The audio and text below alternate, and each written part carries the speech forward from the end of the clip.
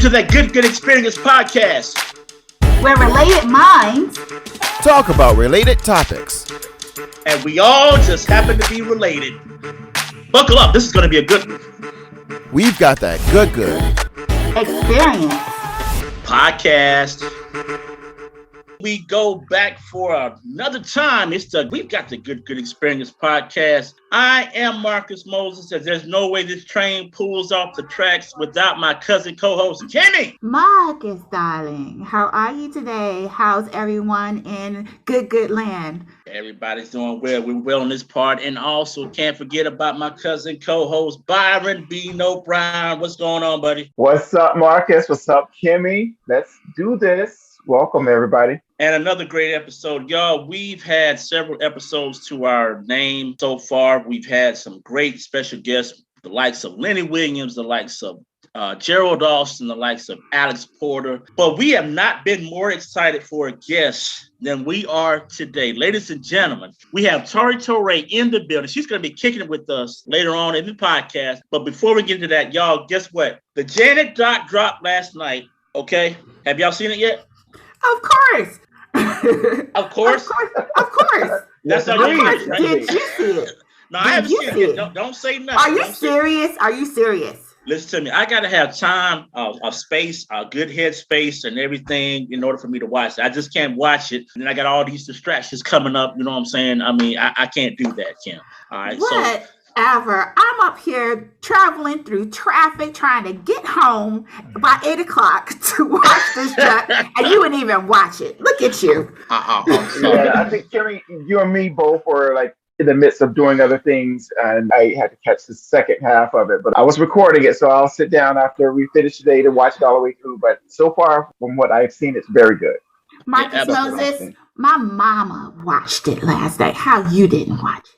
How you gonna bring Auntie Vern in this thing, man? I mean, come on. My mama watched it. She was waiting for this, and you didn't even watch it. Look at you. Hey, but check it out. It's cold. It's like extremely cold down here in South Georgia. So trust me, I'm not going anywhere. What's cold there? What's cold? Come on now. He don't know cold. He don't know cold. What's cold? You have no idea what cold is. It's cold enough. It's cold enough. But ladies and gentlemen, again, like I said, we've got Tarrey Torae in the building. We got a great episode planned for you guys. But as always, we're going to get started with our good segment. And we've got something special for you guys for our good segment this week. I had an opportunity to interview inline skater turned speed skater from Southwest Georgia, Mr. Sabian Tenson.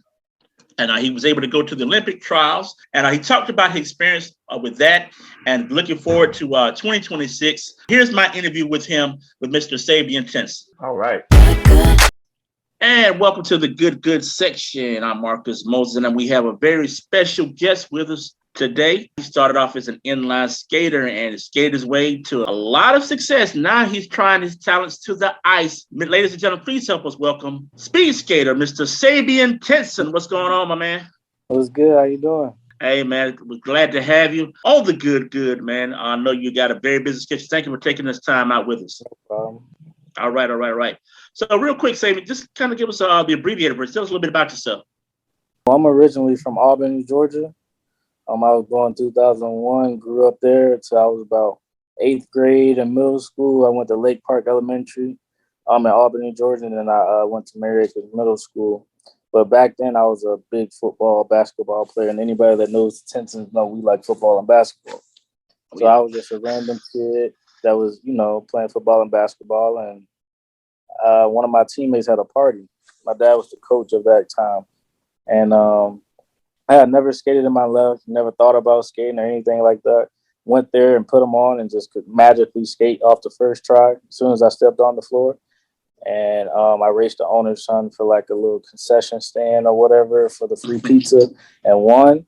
And he invited me to join a speed team. And at first, I didn't really give it much thought. I was playing football, basketball, travel ball, whatever you want to call it.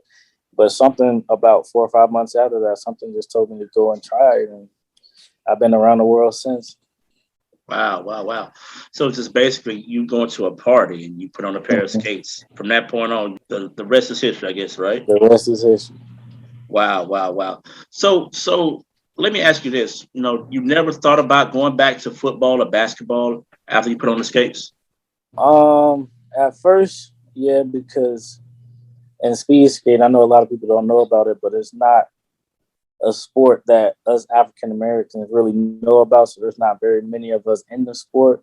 So that was a little, took me some time to get used to. So when I first started, I wanted to go back and play football and basketball.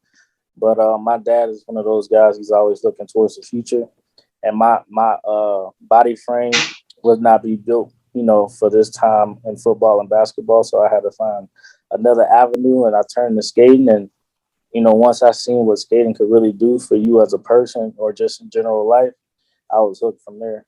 So you make mention, okay, you say what skating can do for you. What has skating done for you? Okay, so I started skating at 12 years old, small town like Albany, Georgia. And since then, at the age of 20 right now, I started homeschooling in 8th grade, graduated high school, and I've been to 8 to 9 different countries, multiple. I've been all over the United States and spoken to some very high athletes in football and basketball, and just the connections and the life building skills that's in the sport of skating that it teaches you. It's not going away even after you stop skating. It's forever with you. Absolutely, absolutely. So you have all the success as an inline skater. Mm-hmm. What made you decide, hey, I'm going to take my talents to the ice? Well, I did the inline for about 8 to 9 years. And in the inline world, they say that that's no time at all, because a lot of kids start skating when they're 1, 2 years old, and they skate all the way up to so forth. So for me to get on the ice and become, a 3-time gold medalist, a silver medalist as well, and been all over the world winning all these events in that short period of time was unheard of. But at the same time, the way inline is set up, it doesn't build a career for you as much as financial is concerned. So when I learned that at my age now, and I looked over to the ice has more incentives. They pay for college, and, you can make a real life after you're done with skating for something to fall back on. So, I'm still chasing my dreams, of course, but it'd be better when you're chasing your dream and you know that after you chase your dream and accomplish it, that you'll be taken care of. Absolutely. So, speaking of which, you went to the Olympic trials. Mm-hmm. Where were they located? They were in Milwaukee. Milwaukee. Okay. All right. Tried your hand in it. Now, you didn't get the results that you wanted.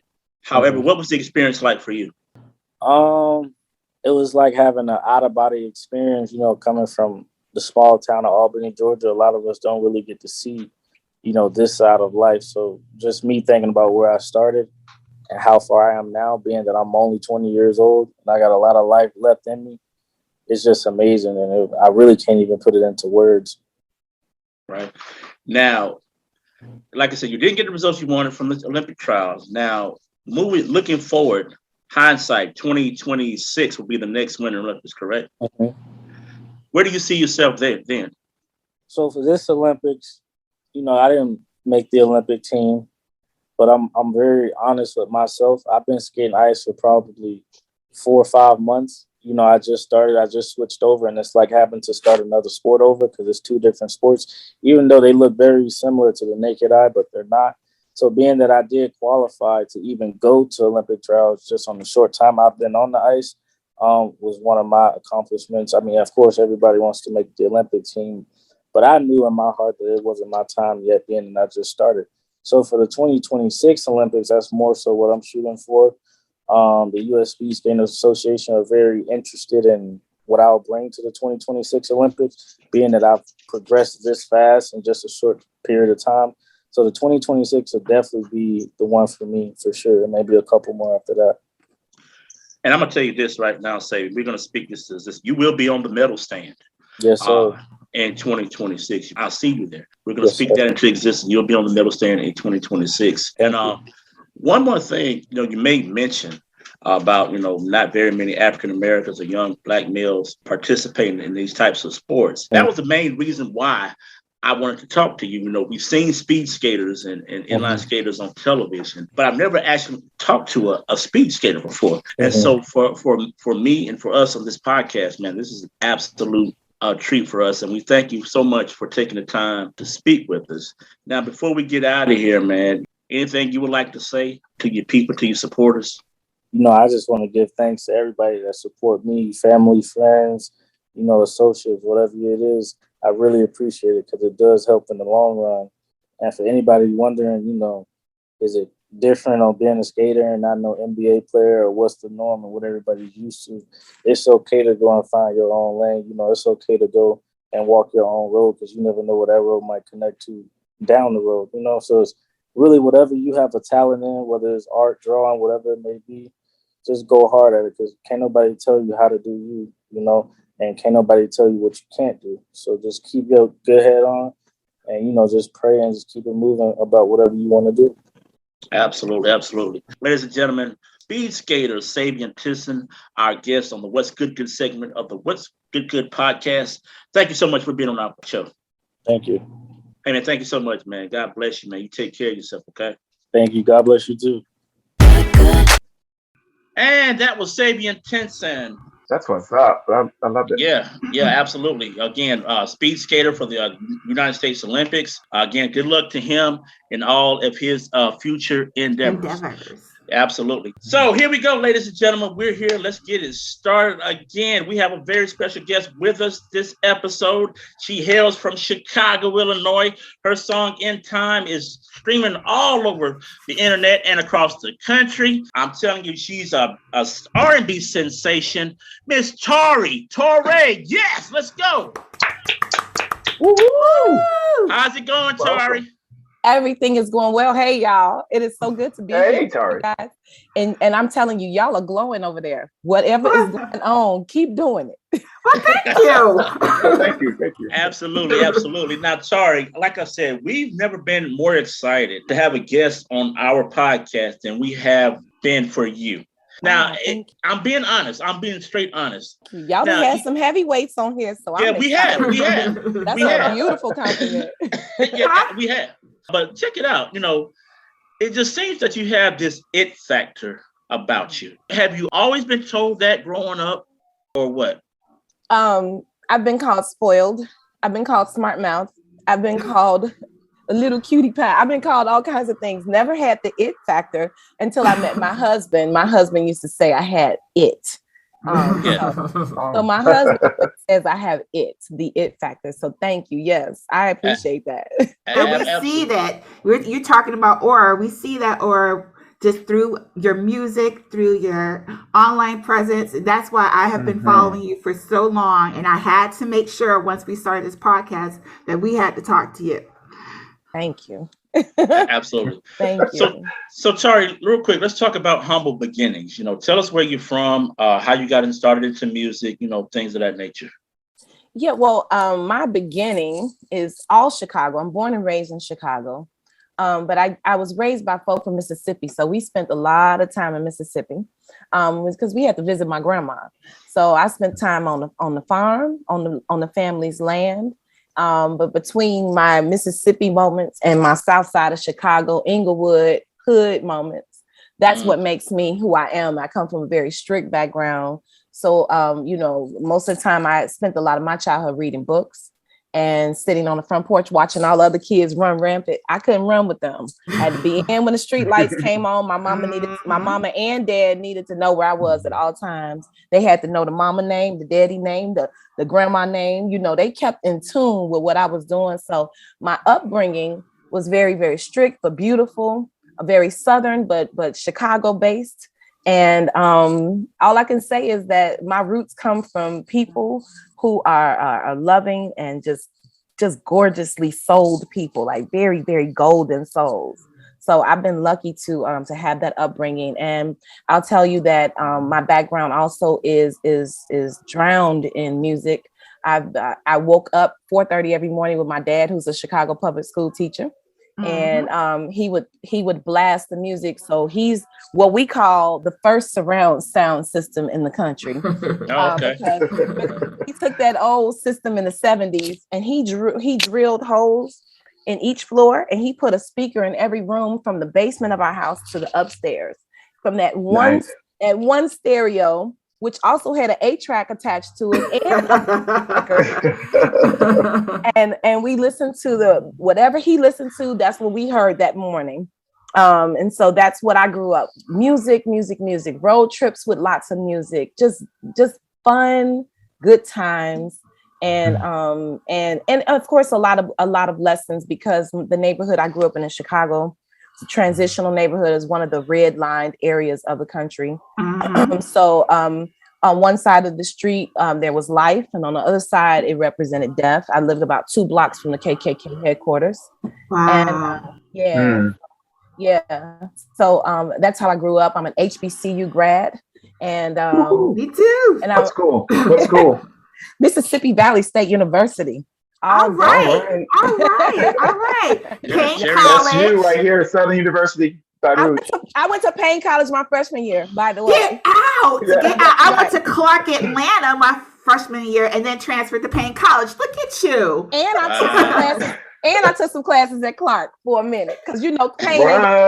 So they let me co-op over there. I had to drive that look. How many was it? 2.5 hours? Hour and a half. Hour and a half. It felt like 2.5. It's been a long time. So all right, look at you. See, we're connected. Wow. See, look at that. From Columbus to Payne to Clark. Now, originally, I'm from Newark, New Jersey. So from up there to all over the East Coast, really. Well, I lived in New York. I lived in Harlem, and I spent a lot of time in Newark. So you can't get away from me. What you gonna get me next? Look at that. Connected in so many ways. Look at that.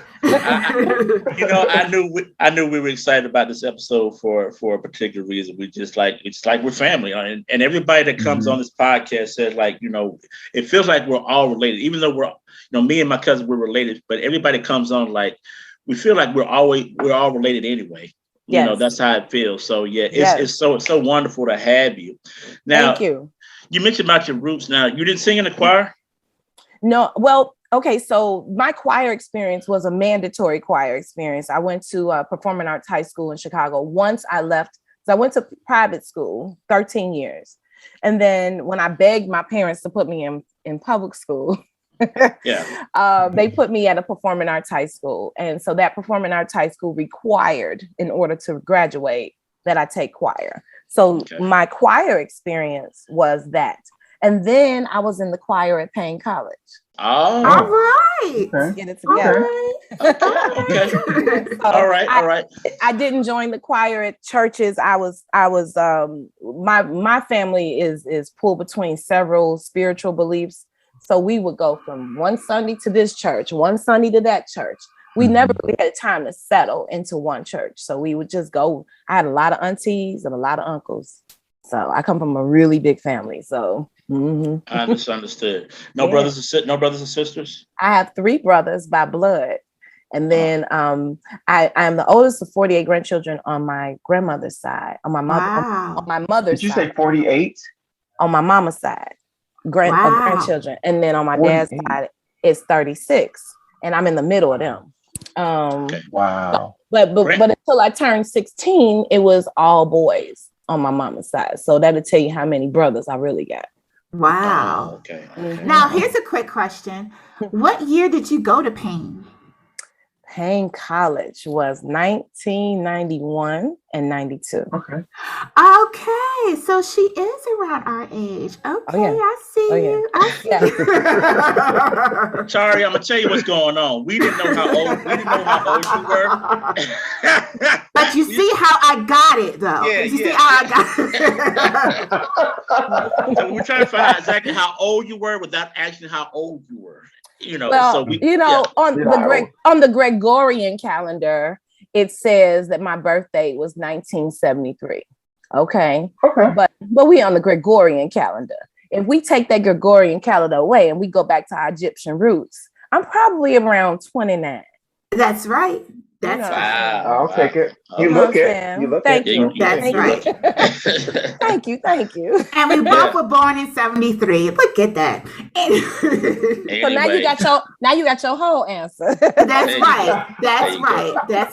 But you see how slick I was with it. Okay. Yeah, very slick. You didn't even have to be. You could have just said it. So one more question before we get into it. Sorry, how did you get into? When did you realize that you could sing, and what made you want to get into music?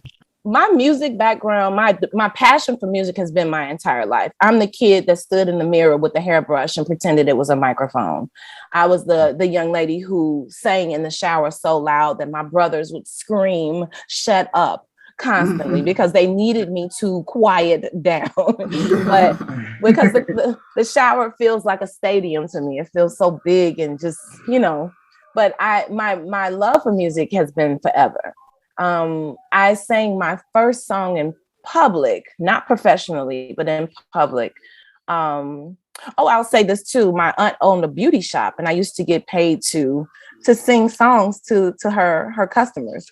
So they would give me $1 here, $1 there. Okay. Look at that. Sing a song for us. All right. Of course, they wanted some gospel, so I would be in the shop singing, and sweeping up hair.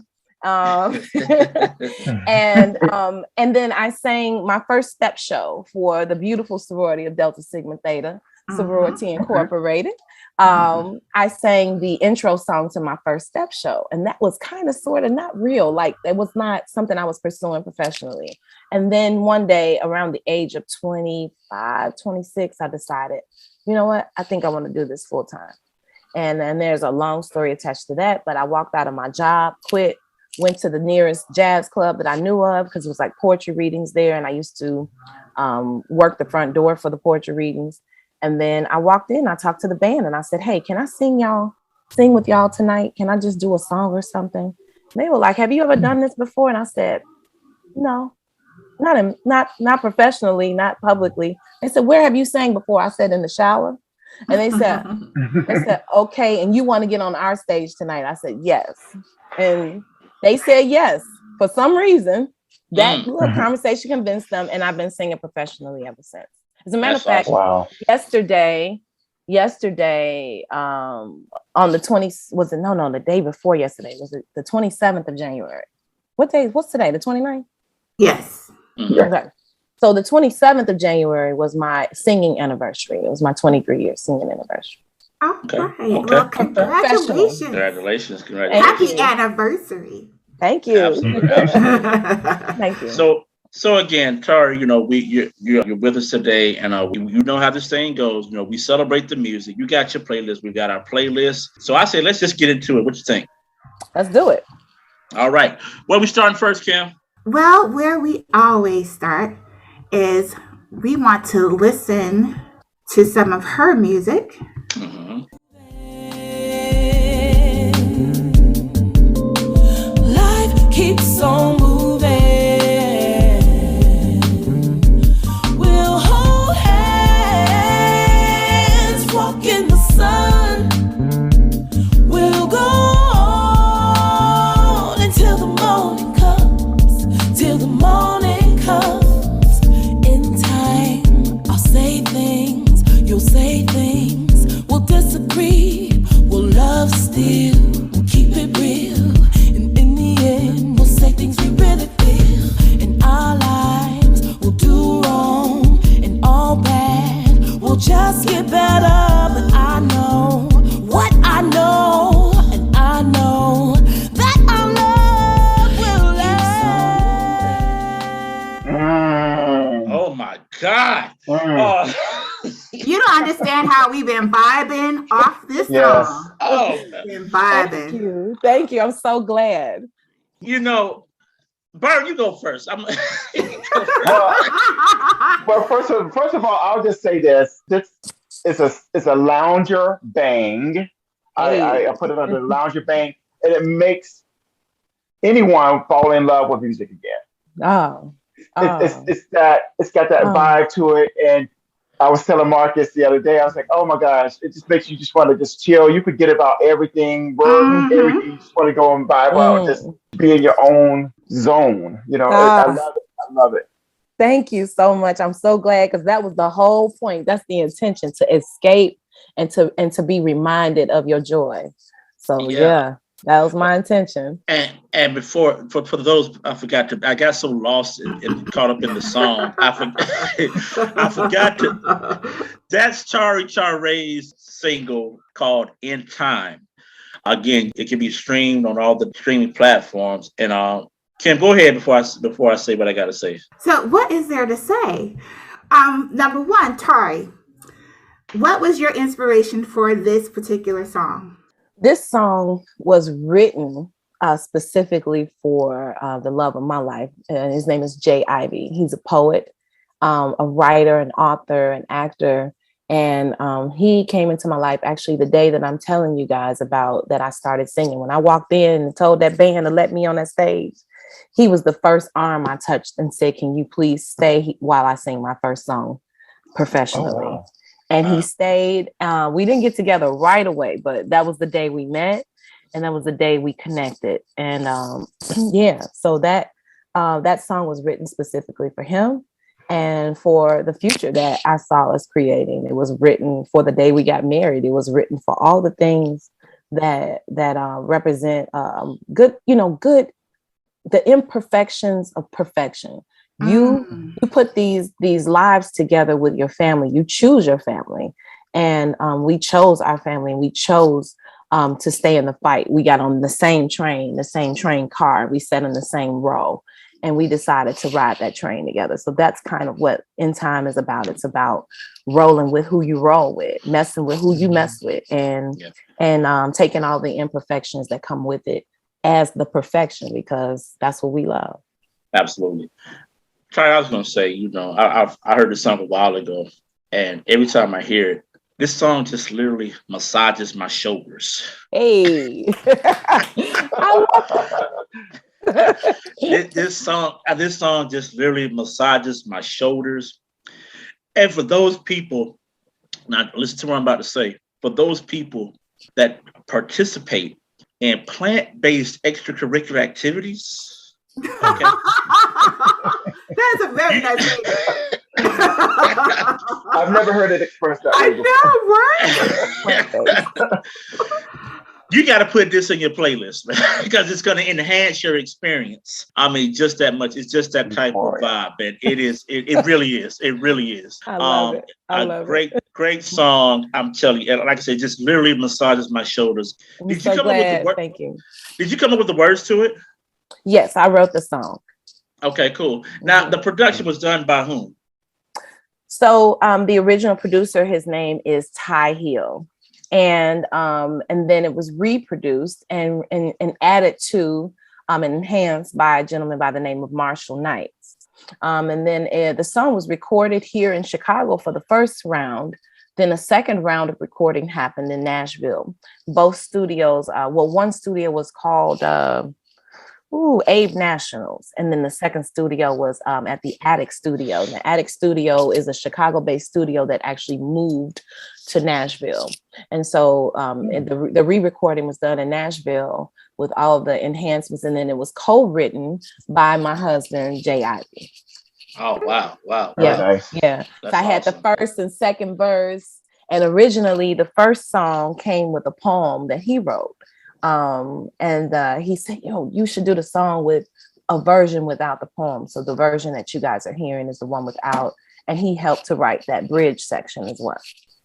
All right. Awesome. Awesome. Again, that's In Time by Tarrey Torae. You can pick it up on all streaming platforms.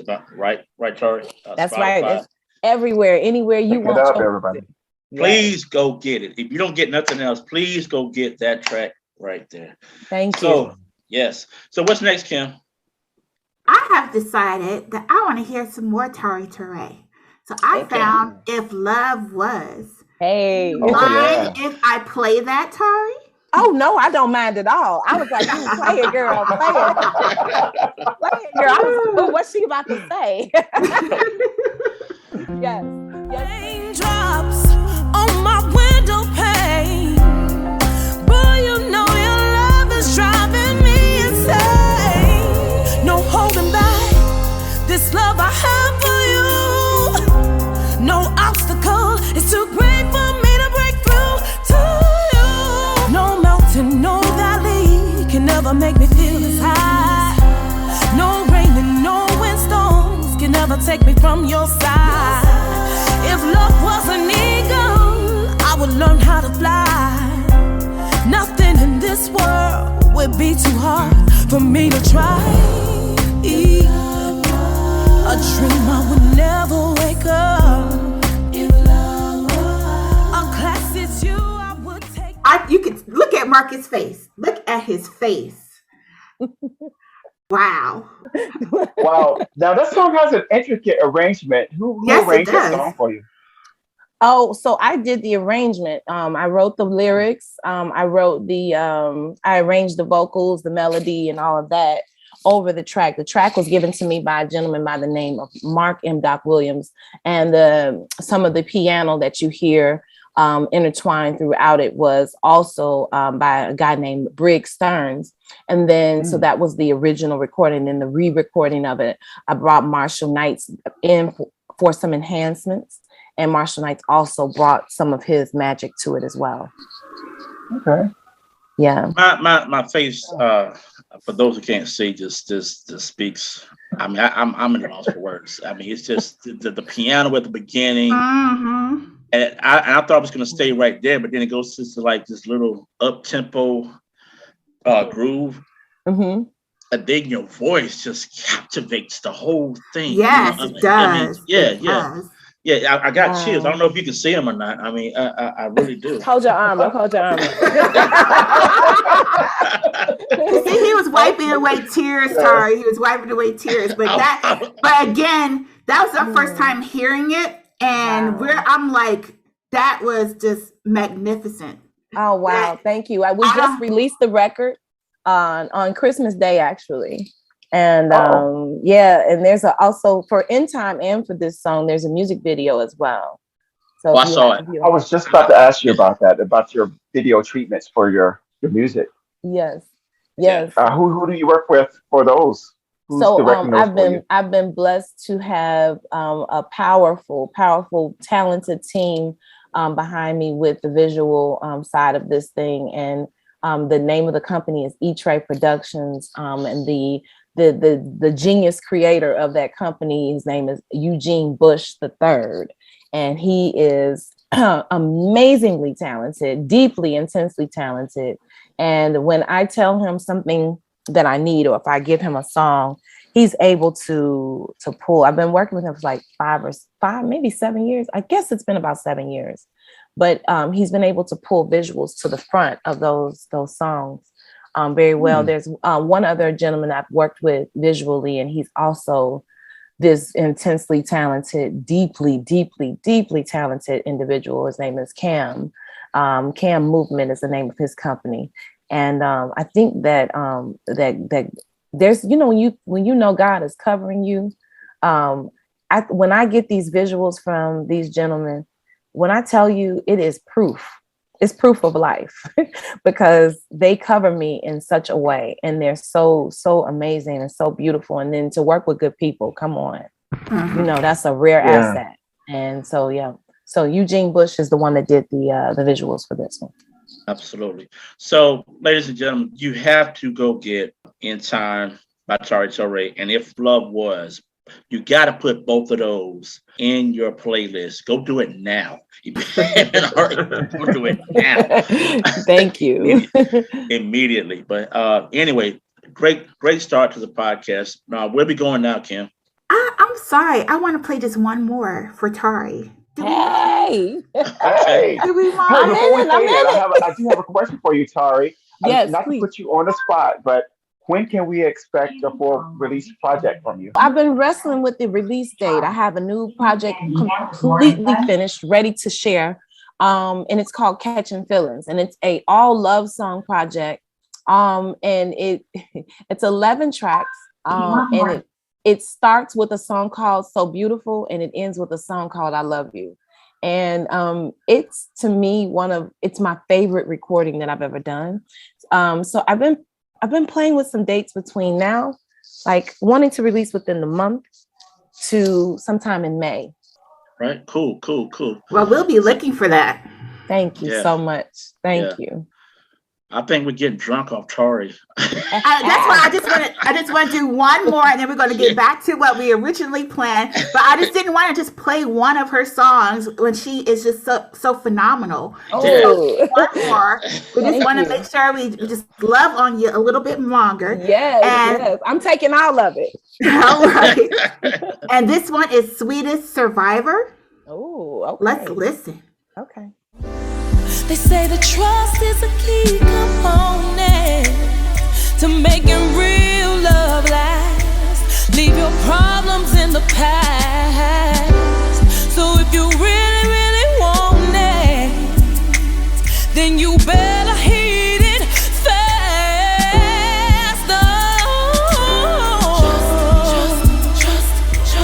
Trust.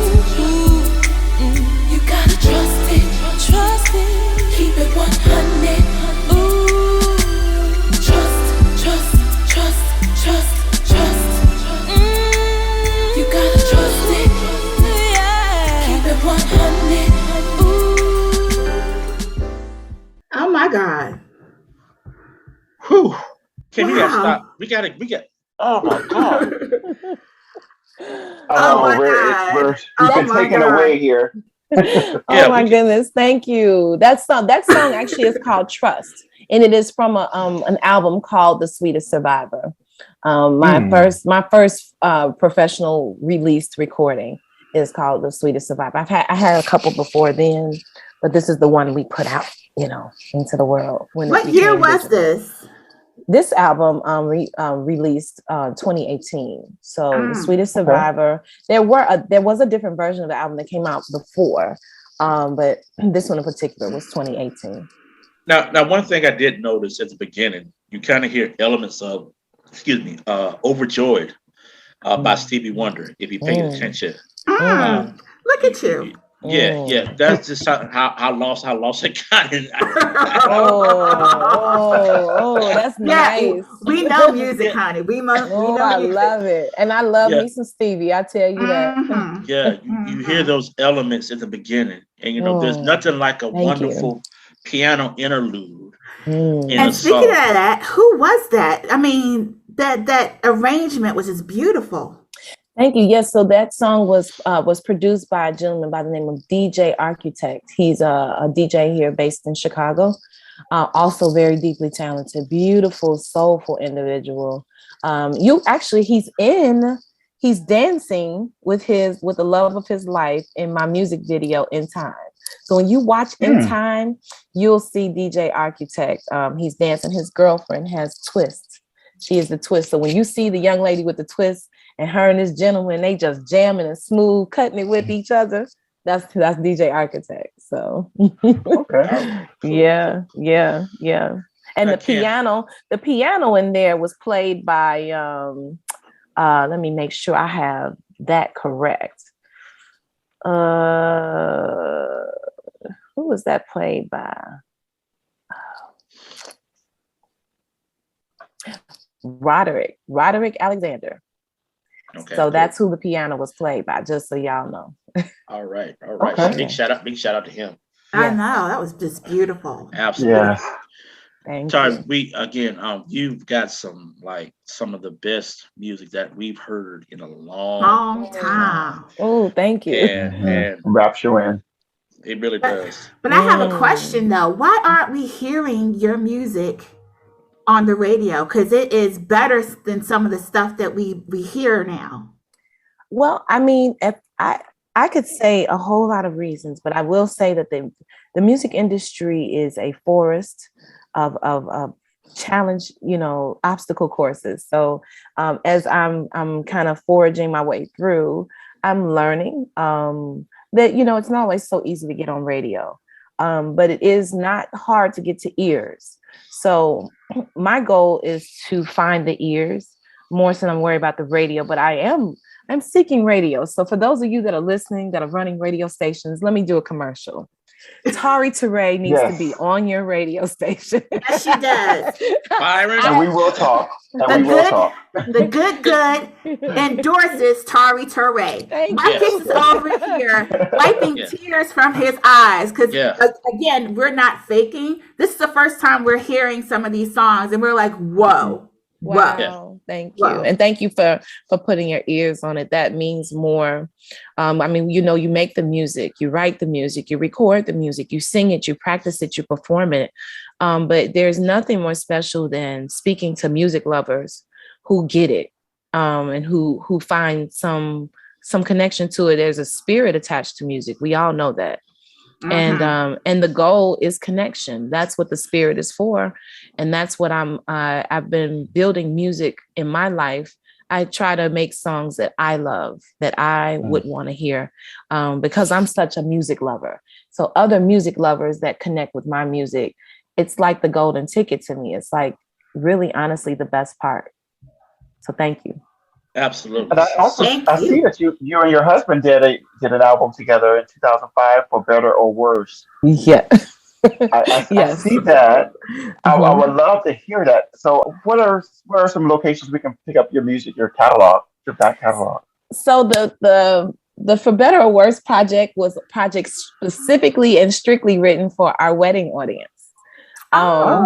Yeah, we only invited 300 people, but we spent time in the studio making this album. So we printed hundreds of copies, like thousands actually.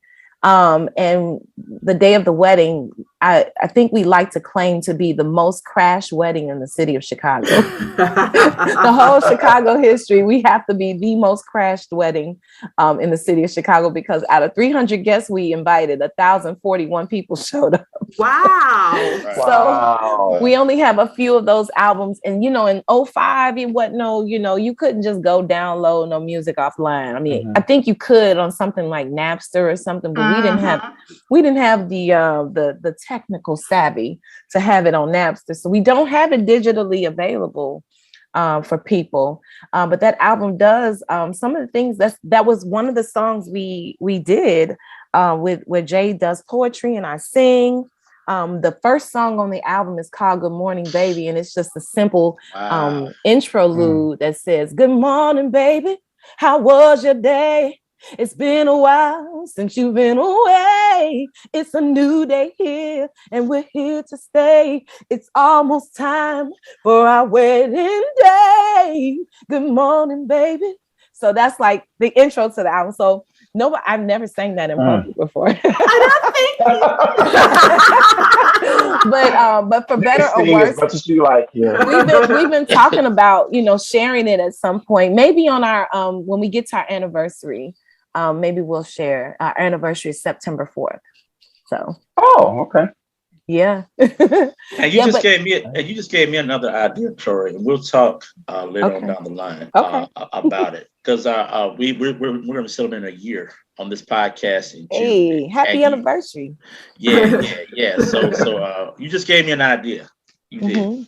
Okay. So, but before we get too drunk and lost in Tarrey, we gotta find out what Tarrey likes, what music Tarrey listens to. So, Kim, let's please go there, please. Now, y'all said only to give y'all my top 5 female artists, correct?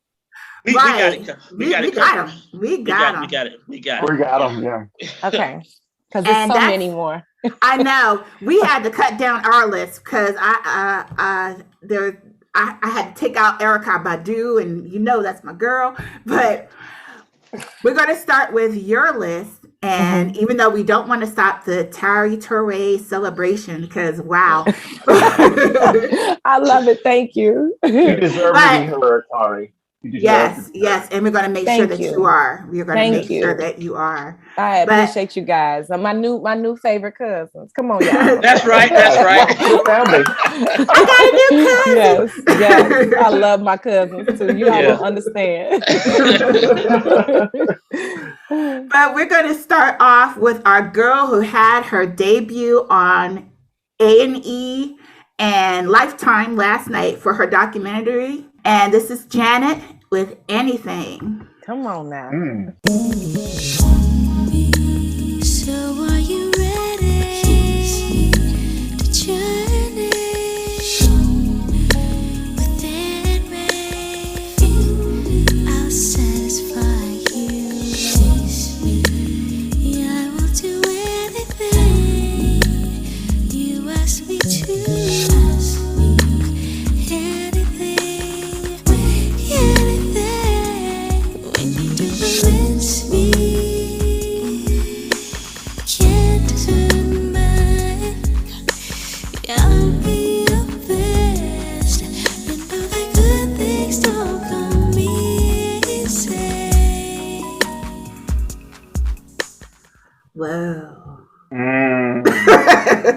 So much this peace in that. song, this song right here gives me all the feels. Woo. Janet's one of my favorite artists. This is my choice. Taken from The Velvet Rope, released in 1997. This is an album track. It has the signature lush, layered harmonies of Janet's voice across a central groove. It is one of those type of songs that you late night cruise to, that's maybe through the empty streets of the city, just in your own little vibe and zone. To me, it seals The Velvet Rope up into a package you keep on the top shelf. It's all of that to me. Yeah. Now, what is it to you guys? Now, first, Tarrey, did you watch the documentary last night? So I had a really, really, really, really strong schedule yesterday, and I didn't get in until late, but I did tape it. Okay. And I'm with Marcus. I gotta have space and time to absorb. So Marcus, I'm on team Marcus with this one. Yes. We are not going to let anybody rush us through watching this thing. My mama watched it too, and I am not talking to her until I am done watching it. She will spoil every piece of it. Yeah. Love me some Janet. Oh my goodness. love Janet me some Jackson. Janet. She's so Yeah, dope. absolutely. She's so fly. She's so she's so everything. not regular. Oh yes. It really But is. that's my thing. They were talking about how people were kept comparing her to Michael, and she was always in his shadow. But Wait, me personally, are you telling the documentary? no. No. I mean, we all know that. We all know that, though. We Okay, all know all that. right. Yeah. That's all I'm gonna say. That's all I'm gonna say. I'm just making sure. No. But this is my thing. Me personally, Janet was my favorite. Yeah. I mean, Michael is in a class by himself. Yeah. I mean, that can never be debated. But as far as like a pure talent, raw talent, Janet kind of broke the mold of the Jackson family to me. I mean, because she was her own person. And I think that started like with that Control album, because I think she may have been speaking to the fact that everybody wanted her to be in line with what the Jackson 5 and those guys were doing. And she already had it in her mind. She wanted to be her own person, her own artist. And I think she took that baton and she rolled with it. And we've seen the fruits of her labor over time. And so, I can definitely understand where she comes from with that. Yeah, Definitely. Yeah. Janet to me is she was part of the freedom that a lot of teenagers felt in the 80s and 90s, and shoot, even the early 2000s, because she came out with that anytime, baby, any place, I don't care who's around. Like she's so amazing. Comparing her to Mike, I think is a compliment and also very unfair. It's unfair to Mike because first of all, Mike ain't that pretty. But Mike was cute. He was cute, but he wasn't that pretty. You know what I'm saying? Like Janet was beautiful. Janet, Miss Jackson, if you nasty. This Miss Janet Jackson, she gave us something to look forward to. She gave a lot of teenage girls something to look for, just something beautiful to look forward to. And she gave us some good dance moves too. And her voice is like velvet. It's just pretty. Yeah. She's just pretty inside and out. It don't make no sense. Absolutely. Absolutely. And that song, it brought a lot of peace into my heart. Yes. Absolutely. That Velvet Rope is been documented on this podcast. That's one of Byron's favorite albums, right? Mine was Janet. Mine was the Janet album. That's my favorite Janet Jackson album. But we can spend all day talking about Janet Jackson, but we gotta keep the train moving. What's next, Kim? So since we were talking about that piece that you were given, we're going to talk about the Clark sisters real quick. You brought the Sunshine. You know she on my list. That's on my list.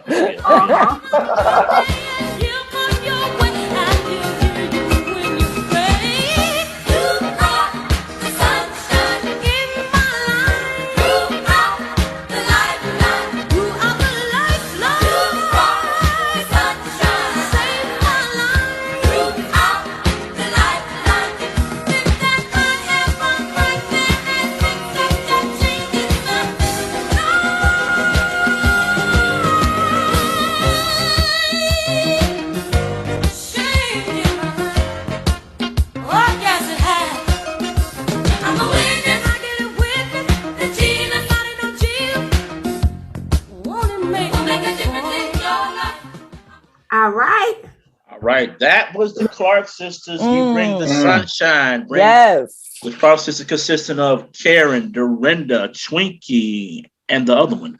You're wrong for that. Wait a minute.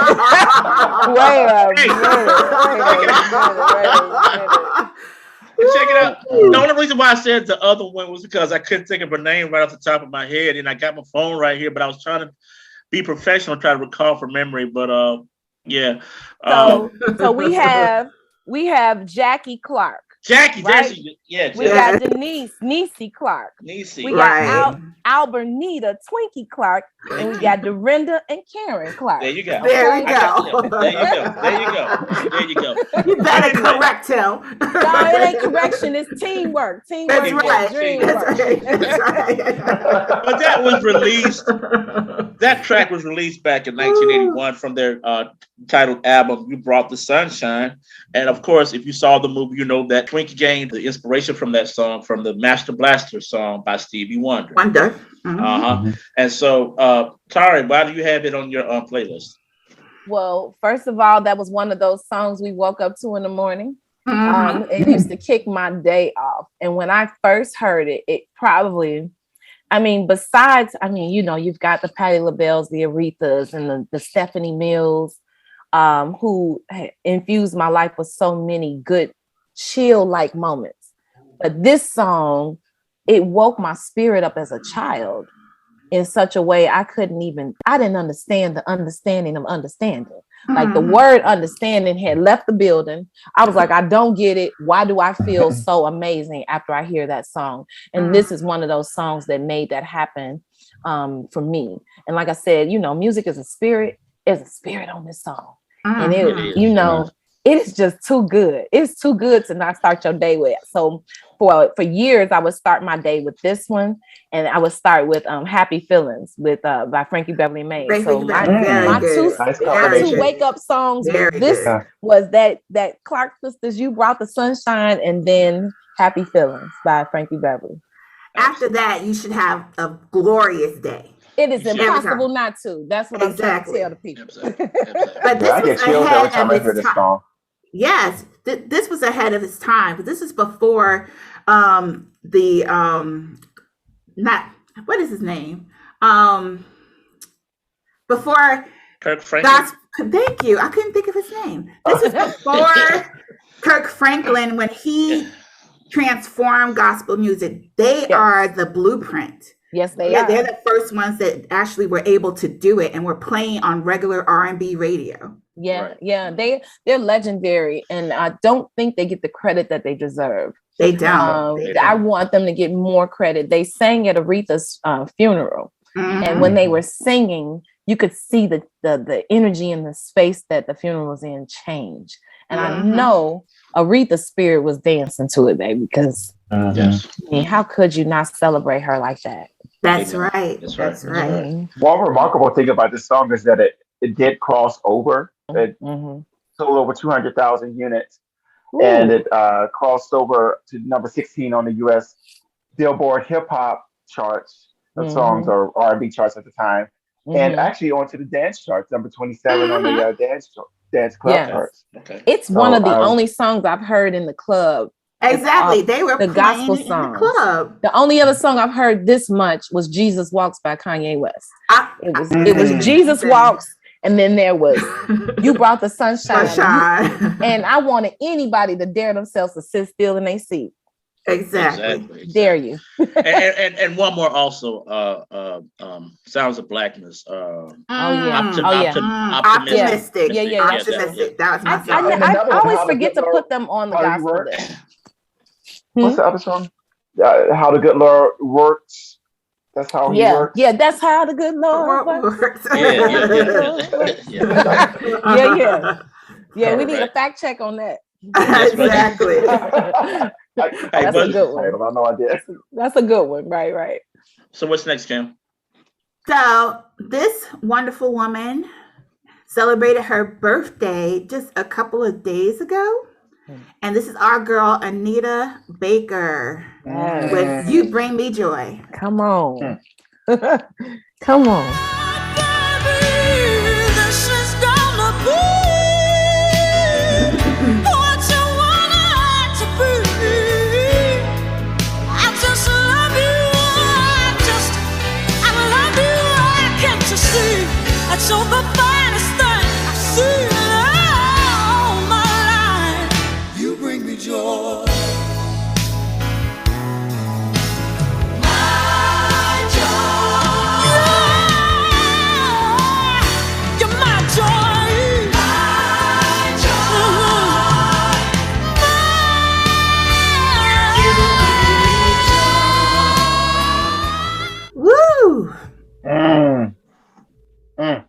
Give me a second. I know. This is one of Marcus's favorite. His favorite. He always says that I'm the one who introduced him to Anita Baker. So since you say that, I have to play another one for you real quick. And this is Whatever It Takes. Oh, wow. I've always told you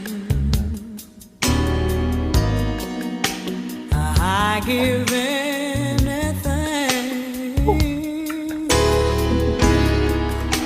My baby, you've been my best, my only friend.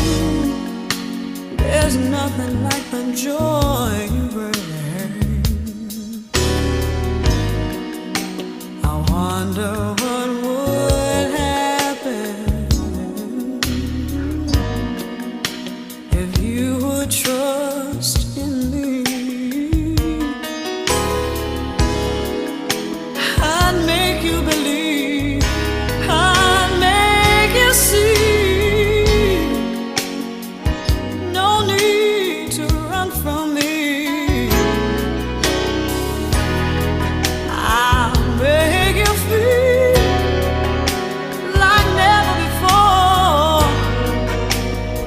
Here I stand, hand in hand, help me find the door. Anybody can see, baby, you've been hurt before.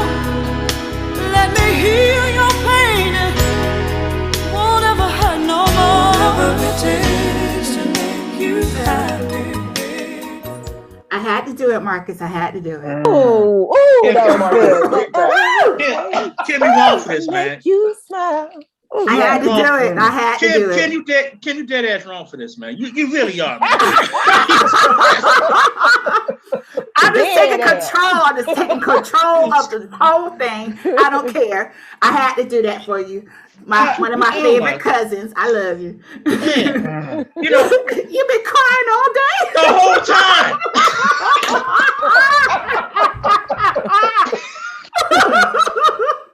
The whole time. Okay, all right. All right, let me get this up together. Okay. Let's go back to Anita. All right. So the first song you played before you slipped that one in there was You Bring Me Joy from the most incomparable album on all of R&B history, Rapture. The greatest 8 songs ever put together by an artist, hands down. Number 6, by the way. I know this. All right. Originally recorded in 1980 by Norman Connors, again released in 1986. I don't know. Y'all just go ahead. Well, Can't even get it together. I know. But whatever it takes was the 3rd song from her 4th album, Compositions, which was my favorite album. This was another album that had some of the most wonderful songs. Because I was going to put Fairy Tales on here, but No, don't do it. Don't. They No, want please. my butt on the floor someplace, curled up and stuck in my much. thumb. I wasn't going to do it to you. I couldn't do it Play to you. too much. My favorite is that Giving one. You the Best That I Got. That's my favorite album by her. Yes. Yes. Yeah. You But can't go wrong with Anita. You just can't. No. You just It's can't. impossible. You can't. And again, happy birthday to her. You know, I did read somewhere where she's making a comeback. I think it's in Vegas. Sometime this year. She just got the rights to her masters. Yes, she did. Yes, That's she did. outstanding. That is beautiful R&B facts right now, because people don't understand how bad the industry can hurt an artist sometimes. Yeah. And that's the thing. Prince told her to do this a long time ago. And she's finally getting what he got right before he died. So we'll understand how them not having the actual rights to their own creative music is deep. Yeah. There's a gentleman back in the 60s that did it first. Not Otis Redding, but who was it? I think Ray Charles actually. There was one person right before him that did that. And I think we discussed it before, but I can't remember who it was. But Mike, from modern times, Michael Jackson was really the first person to do what Prince was trying to do. Frank And Sinatra. so- Was it Frank Sinatra? Frank Sinatra, what do you mean? On his master was one. Well, I guess R&B. I'm not sure. I'm not a big Frank Sinatra fan fact person, but Okay. but speaking on the melanated R&B artist. Oh, okay, gotcha. Excuse me. Yeah. Then Michael Jackson would be the first that I witnessed, just read about as a kid, as a teenager, like, really taking hold and control of his music. I mean, I was just read a fact recently where they said that Eminem had a diss line in one of his rap songs about Mike, and Mike didn't respond to it. He just bought Eminem's catalog. That's right. That's right. Wow, that's gangster. That was his response to Eminem talking crazy. He said, "Okay, move in silence, Bad but boys. make sure that they're gonna feel it."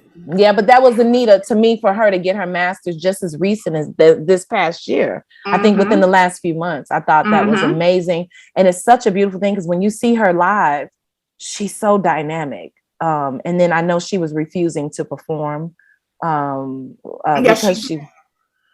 And now maybe we'll get some more Anita in our lives. She's on my bucket list. She's on my bucket list. I mean, before I leave this earth, I got to see her. I saw her tear down a park stage in Queens, New York. She tore that stage up, left smoke, and walked out. And then me and my husband ended up sitting in first class with her on the way home to Chicago. Oh my gosh! Wait a minute. You sat next to Anita Baker? Yes, we did. Oh my God. We had the two seats on this side and she was sitting across from us, and we had just left her concert. So we left her concert and ended up on the plane with her. And then we landed in Detroit because we were spokespersons for the Ford Explorer at the time. And so we get to Detroit, we get off the plane, she gets off with us and she said, "Baby," she turned around, looked at me. She said, "I got to use the bathroom. Here, hold my bags." and she touched her property.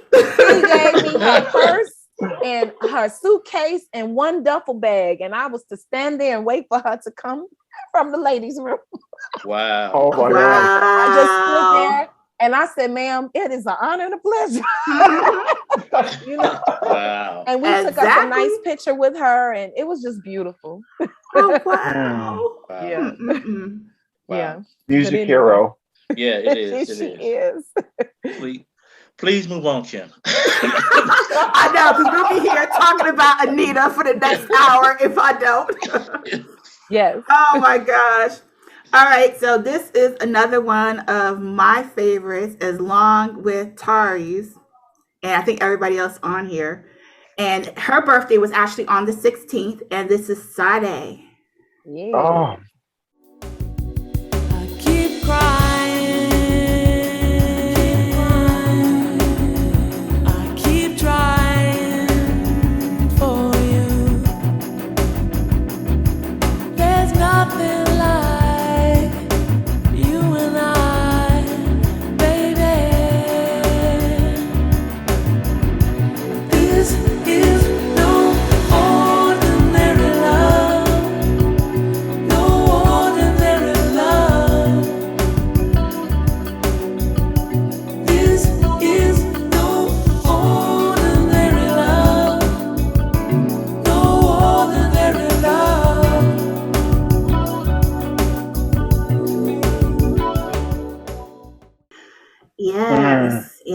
Yes. This is Ordinary from. love. You gotta let the hook play, Kim. I You gotta let the know. hook Sorry, play. I was.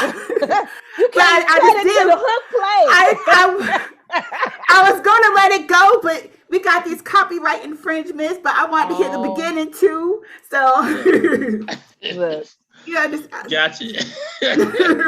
I'm with you, girl. Come on, Payne College. Come on, Miss Honey, Georgia. that's on, right.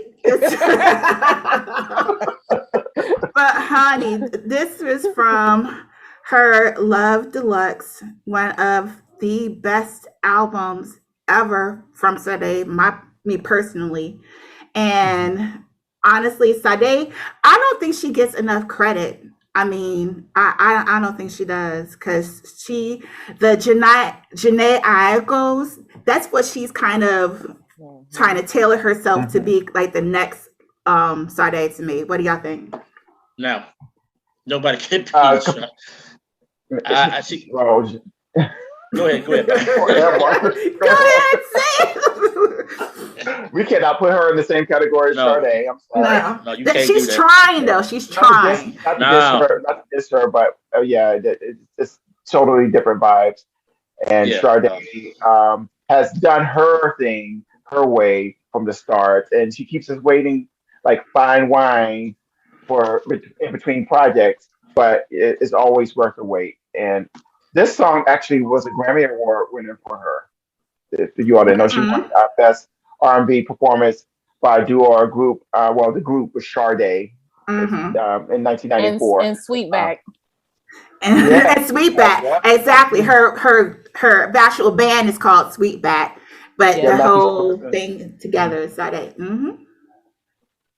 Love it. Yeah, absolutely. Tarrey, you feeling this? I know you are. Oh yeah, it's on my favorite song list that I sent to you guys. So thank y'all for playing it. I will tell you, I'm a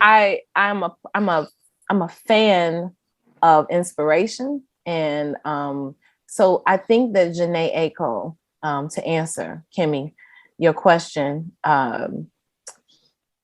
if Jhené Aiko is heading or attempting to head in the direction of Sade, then we've got, at least good energy and good vibes. We know at least, and her music does feel good. It does. And I try to speak on this new generation of singers in a way that lifts them. So for me, while she can make the attempt, it would be very, very difficult to give her full Sade credit. I think it's a beautiful attempt that she's making. This, you know what I'm saying? So I think that we have to give her at least the inspirational credit that if she's been influenced by Sade, thank God, because I want this generation to get closer to the things that we grew up with. Musically, and Sade is untouchable. She's like, I almost feel like when I see her sing, I feel like she's floating off the stage. Yes. Yes. Some like people just, crazy. So it's like her toes and her feet are just kind of elevated. Here's the floor, and then she's about here, and she's slowly, as she's singing, she's just, she's doing a thing. A unicorn. Exactly. It's like she's completely grounded when she's on the stage, and it's like all that energy just comes pouring out, and she's just you can just feel it from all the way in the back. She's otherworld. She's otherworldly. So I appreciate some Sade in my life. I feel like when I play her music, I know I'm gonna have a good Saturday morning cleanup. And I know that if I'm driving in the car, I know it's about to be a great road trip. You can't play Sade and not have a good day. That's just period. It's so we're gonna continue that cleaning on this Saturday morning with a little bit more Sade with "Turn My Back on You." Come on. Ooh. Try and tell you that it's alright.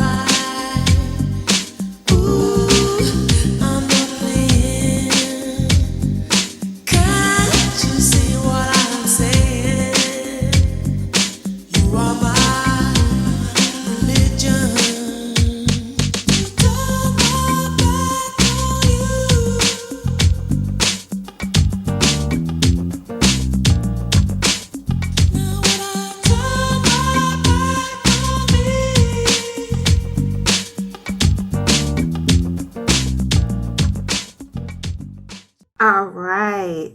Oh, wow. So, Turn My Back on You. Sade was on her Stronger Than Pride album, released in 1988. It was the fourth single release from that album, and it peaked at number 12 on the U.S. Billboard Hot R&B and Hip Hop Songs chart. It was the follow-up to another grooving hit, Nothing Can Come Between Us. So my love for this song comes from my teenage years in high school. Every time I hear the song, I'm transported back to my high school days, listening to B103 in Atlanta. They had this track on heavy rotation. I graduated. It's just a total vibe. The bass line, the hovering vocals.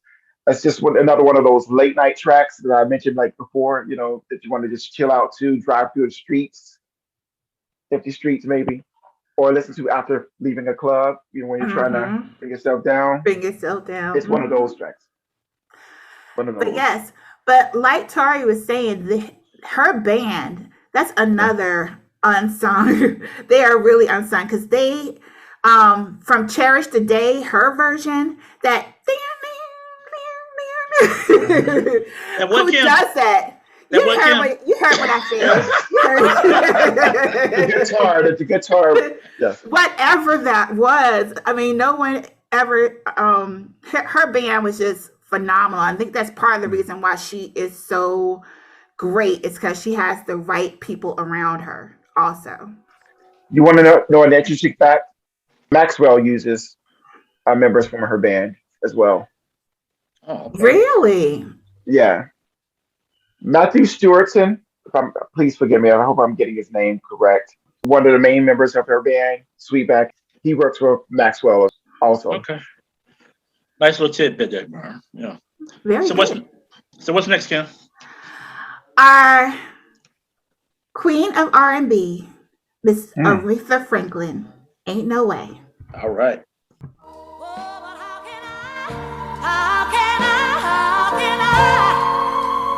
Give you all the things I can if you're tired both of my hands. Oh, it ain't no way. Ain't no way. It ain't no way. Ain't no way. It just ain't no way, baby. Ain't no way, baby. Ain't no way. It ain't no way for me to love you if you won't let me. Wow, that was one of Tari's picks. Aretha Franklin, Ain't No Way. Now, Tari, check this out. Now, we had Lenny Williams on one of our episodes. Come on. And check it out. This was one of his picks. Yes, it was. Yes, it was. Lenny is on my favorite top 5 on the other side, baby. Yes. And Lenny But is a lot of real. times, Lenny is the real deal, honey. Yeah. But a little bit about the song. This song was released in 1968. It was written by her sister Carolyn Franklin. Peaked at number 16 on the Hot 100, number 9 on the Hot R&B charts. Anything that Aretha Franklin touches is gold. We all know that. That's why they call her the Queen of Soul. Now, Tari, why was this on your playlist? Again, I was a different kind of child. And when I listened to this song, I would close my eyes and just imagine that I would find a love that would make me feel like this. And I'm telling you, little girls, we're taught to be princesses and we're taught to, we're taught so much as little girls, but this song made me feel like one day I would be that kind of woman, somebody that just would love so much that it would be no way. And there's no way, it ain't no way. That, to me, this song is so good. It's just so good. It's just so good. But I now I apply it to loving myself. There you go. A little bit more. Absolutely. Because, when you listen to the words back then, I don't think I was really forming, okay, this is what this means. I just knew it meant deep love and passion. But now, as a woman, I'm like, oh, yes, I have my husband. I have the love of my life. Now, let me apply some of that to me. So, I'm glad you said that because we need to take a second real quick. You talked about your husband named Jay Ivy, a poet, made appearances on Deb Poetry back in the day. Yeah. But we need to take a moment to celebrate him because he has accomplished something that not very many people in the world can say. You want to tell us about that, Tarrey? So he's having a very beautiful season of accomplishments. Jay Ivy is a world-renowned poet. He's known for his work with Kanye West and Jay-Z on the song Never Let Me Down on the College Dropout album. Oh my goodness. He has recently been Grammy nominated for his latest release, which is called Catching Dreams. He has an album called Catching Dreams. It's a poetry recording, and it's amazing. And so just the real side plug there, I'm all the female vocals on that album. So when you listen to it, make sure you know, check all of that out and just, you know, just have that little note in your side pocket. So he's got the Grammy nomination for that. And the Grammys are happening April the 3rd. So we'll get to find out if he won the Grammy on that day. Another thing that he's doing right now is he is the lead writer and co-conspirator of the new Kanye West trilogy documentary that Netflix will be releasing. It's going into theaters February the 10th. Wow. It'll be on Netflix February the 16th. And there's one other thing he's got a bunch of other things, but so he just did Madison Square Garden. He did the halftime for Martin Luther King holiday for the Knicks. For the New York Knicks game on MLK Day. And he has a show coming out this week, and you guys make sure to check it out. It's on Tuesdays on NBC. He'll make an appearance on the new hit show Grand Crew. And yeah, I've seen the advertisements for that. I've seen the advertisements. It's just so much fun, and it's us, and it's like the new Friends. You know, we all long overdue for a good new Friends sitcom or TV series. So Jay will make us. Yes, these melanated people is doing it, baby. But he's making an appearance on Grand Crew this Tuesday as well. So we're gonna check that out. He's got a lot of good things, but make sure y'all check out Catching Dreams. It's Grammy nominated. Make sure y'all check out the film that he just did the lead writing for, which is the Kanye West trilogy called Genius. And it's a bunch of geniuses that help put it together. It's directed by Kudi and Chike. That's the direction team. The producer and director is Kudi and Chike. And it's called Genius, but it's not spelled with a G. It's spelled with a J. JEEN /YUHS. And don't forget, Genius Catching Dreams. That's Jay Ivy. Got it. Did I tell the right fact, Marcus? Was that one of the okay? Because I didn't know which one he was talking about. I said he got a few things going on. Yeah, but I wanted to make sure people understand that, you know, when you're talking about the Grammy nominated aspect of it, ladies and gentlemen, you got to understand he's in the running for a Grammy with LeVar Burton, Don Cheadle, and Dave Chappelle. And Barack Obama. Oh! Wow. That's his competition. His competition is that's a good category. That's a good LeVar Burton, Don Cheadle, Dave Chappelle, and Barack Obama. Wow. There's another, there's a poet, a featured poet on Dave Chappelle's project called, his name is Amir Suleiman too. So shout out to Amir, just because we're trying to get the spoken word category to be specific to spoken word artists. But so far, this is probably one of the first times they've had, well, it's been a few times they've tried, they've attempted, but this is the first time there has been two poets in that category. And Jay is the only poet in that category with a full spoken word album called Catching Dreams. Shameless plug again. I hope for that fact that it's all spoken word that he carries a true win for that category. Thank you. That's what we are. We've got our toes crossed, our ankles, our hands, our fingers, arms, everything crossed that he wins that award because he deserves it. He's been working hard, hard. Yeah, absolutely. That is awesome. Thank you. Awesome. Thank you for acknowledging my love, man. We want to at some point, hopefully, you know, we're not so busy. Maybe we can get a chance to sit down and talk with him as well. Yeah. Absolutely. So what's next, Kim? Oh, wait. Before we go there, I have to correct myself. I said Matthew Stewart, and that's Stuart Matthewman. That's the group member from Sade that works with Maxwell. Thank you. That's why Maxwell music is slamming like that. Exactly. Honestly, his last album, you could kind of hear that change in his music. You could kind of hear it. It was really good. All right. So next up, I'm not being messy, but I'm doing Patti LaBelle.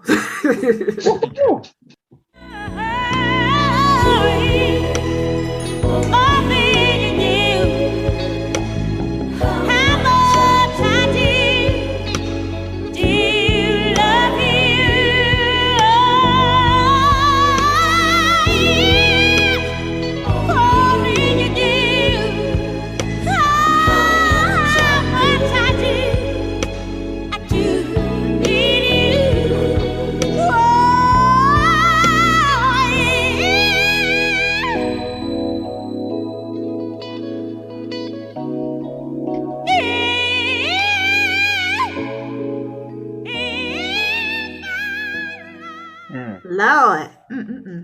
Whenever she does that, it's like this chill just goes all the way down your spine. It is. That was amazing.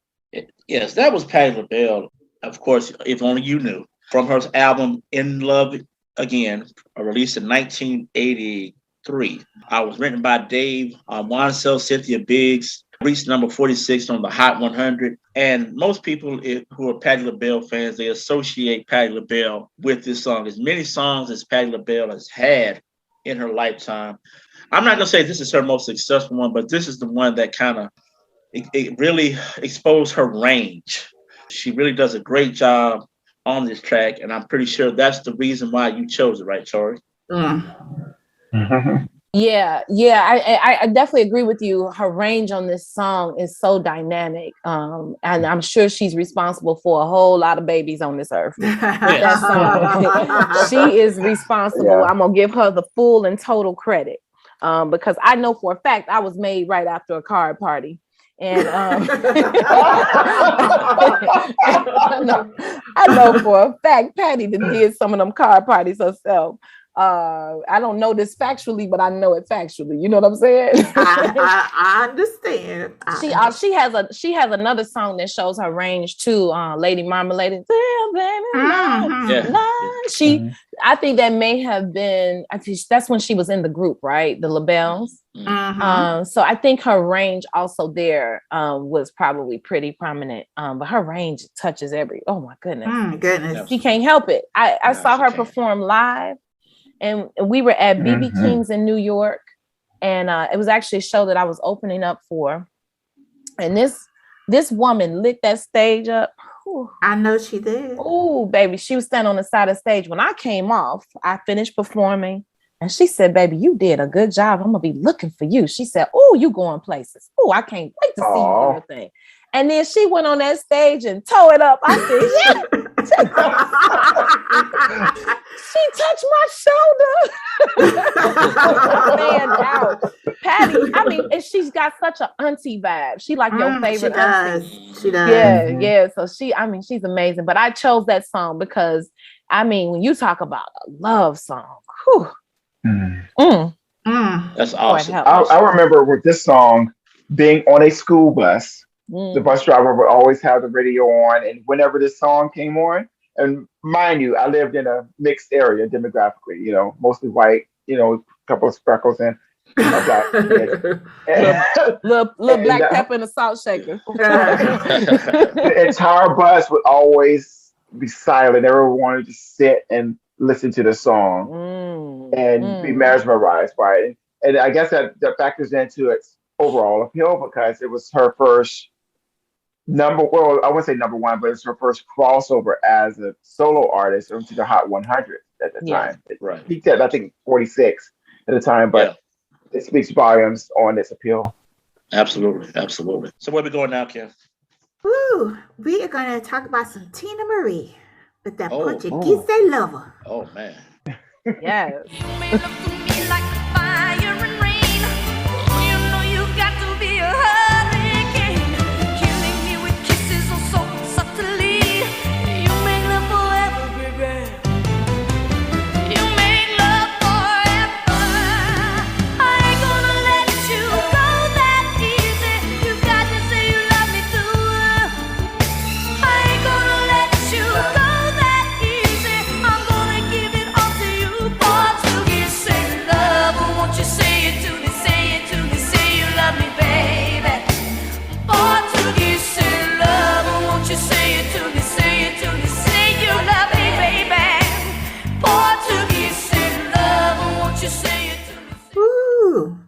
People don't play that song long enough. I know, right? Sorry, y'all. I be up here singing. I'm glad you're having a good time. I was glad you're having a good time. I'm gonna say this too. We talked about doing a Blue Eyed Soul episode. Now, she will definitely be on it. No, she's not. Why not? Because she ain't Blue Eyed Soul to me. She all us. Y'all done brought it, y'all done congregated and had a vote. She got the right hand of fellowship. She with us She now. got the right hand of fellowship. Funny. Yeah. She been at the cookout. She was on yeah. the ribs. Yes. But again, that was Portuguese Love by Tina Marie, released in 1982 from that same titled album, Portuguese Love. It's just, just listen to it. Follow up of the Square Biz joint, you know what I'm saying? And Tina Marie just has this voice. And I'm glad we're showcasing females that have a lot of range, and it just coincides with what we're doing with you, Tarrey. You have range, and you know how to use the music to pierce the soul of a person. And I think every song that we played on all of our playlists does that. So thank you. So how do you feel about Tina Marie? Oh my goodness, Tina Marie, another a pivotal point in my love for music, because even this song, this isn't even my favorite Tina Marie song. I sat here and I'm looking at the list and y'all playing this song. I'm like, yep, that's on my top. But I should have put a part 2 to this Tina Marie moment, because that deja vu. Oh yeah. It's something real going on in that song too. And I was like, shoot, can I do a part? I'm gonna send them a revised list again. Look, I sent y'all two revisions. Yeah, I'm gonna have to send another revision. I feel so many emotions when I hear Tina sing. And another person I've gotten an opportunity to see live. She's amazing. She sounds just like the record live. Wow. And God bless her soul. God rest her soul. I miss her. But I miss her too. Yeah. She was something so real. Like, she's a weapon. This woman's voice is amazing. So the way I feel about it, I don't know if they made a word for it yet, but I feel something about Tina Marie. I feel her music somewhere deep inside of my soul. And that's, we connected that too, because I had her on my list too. But we wanted to make sure that we played. Which song did you pick, Marcus? I need to know. I picked one of her later tracks. I'm Still in Love. I'm Still in Love. Oh yeah, that's a good one. That's a beautiful one. Yeah. I like that one too. One of my favorites, this is another one that they don't play enough, was Casanova Brown. Oh yeah. Oh, honey. If you have not heard that song by Tina Marie, that was another one that's part C. Exactly. Ooh, Casanova Brown. Casanova Brown was one of them songs that you did not hear until like 12:30 midnight on WBLS in New York. Come on. And you're like, wait, ooh. Yeah. Can't even understand. Favorite songs, mine is Ooh La La. Ooh La La. That's a good one. That was a good one. That was a good one. Good one. Please, Kim, take us away from here, please. We're going to be on here for another 2 hours if we don't stop. All right, Marcus, keep it moving. I love it. We're going to go to Phyllis Hyman, someone who was very unsung. And she was wonderful. Overdose. Oh my gosh. This is so much. You just don't know. I know we're going to all be crying by the end of the stage. Yeah. Phyllis, baby. Let it play through the hook, baby. All right. Imagine what it's like, planning all my evenings by the TV guide, wishing you were with me to love the night away. Let me show you how I missed you. Let me give you all the love. You just don't know what I've been going through. You just don't know how I've been missing you. You just don't know how glad I am that you're home. You just don't know. You just don't know. You don't know. Marcus, you're all right. No, I'm not. All right, thanks for asking. I stumbled upon this song watching her documentary, and I fell in love with it then. And even now, until now, every time I play this song, it makes me teary-eyed.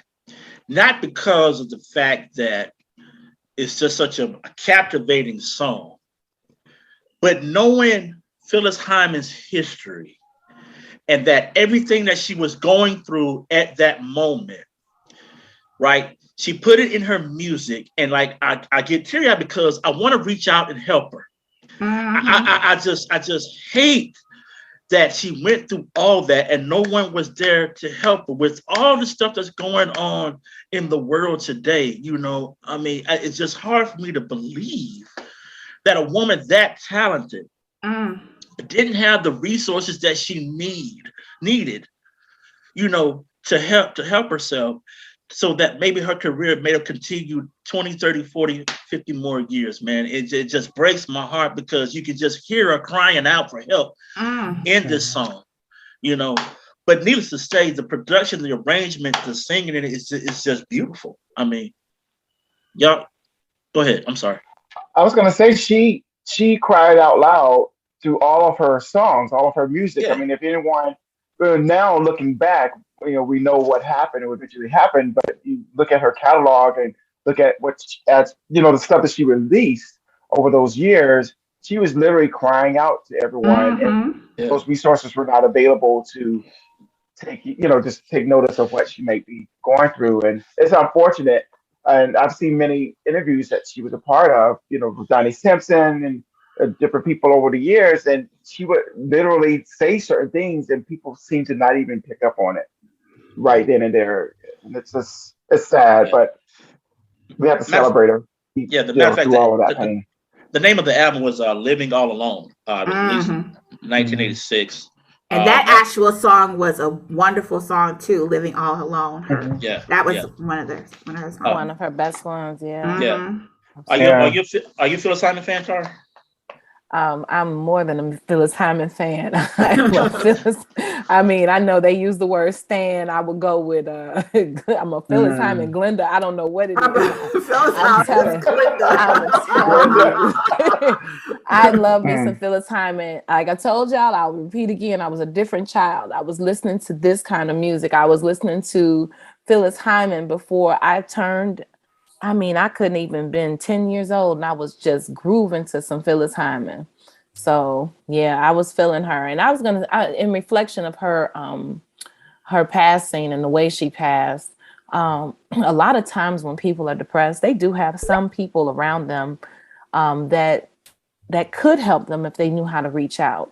And I think that in her depression, just based on all the history I've read up on her, and just reading newspaper articles, you know, the day of her passing and things, she felt like she didn't have people. She had a lot of people that would have helped her, but, you know, depression will make you an island, you know, a volunteer island. You know, you kind of have to give that over and say, I'm not going to surround myself with anyone that I think can help me, but she had plenty of help.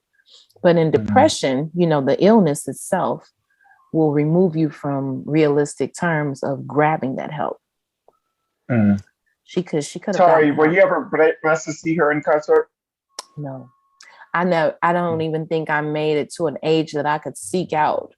When she passed in what year? I know it was in 96. 94, 95. 94, 96. Right. So by the time I was coming out of college, well, I was still in the middle of my college years then. I hadn't even gotten an opportunity to, you know, that's some grown people stuff to get a Phyllis Hyman ticket. Yeah, it was. You know what I'm saying? Exactly. I didn't even feel grown enough to go to a Phyllis Hyman concert. She was my adult goals. And yep, I never got a chance to. But before we move on, I just want to say that the first time I saw her was in School Days at the pool party, and she was like a goddess when she came up on that stage, and it was just like everything just stopped. That's one of my favorite songs by her, the School Days soundtrack. But I know I put her on my list as well. So I see we did have some of the same picks. My song was Meet Me on the Moon, because when I say she take that song, it's such a love song. It's just, ooh, it's that kind of love, baby. I don't know. Ooh, that's a love song though. I think she may have had the love song of our love songs with that one. Okay. All right, what's next, Kev? This is another artist that we definitely need to celebrate because she is up there with Phyllis Hyman to me, is Angela Wimbush. Ooh. With Angel. Yeah. Yes. Oh, yes, yes. Lift me up when I'm torn down. You brought me out of this lost and found. I found an angel, yeah, an angel. I found my angel. You're an angel in my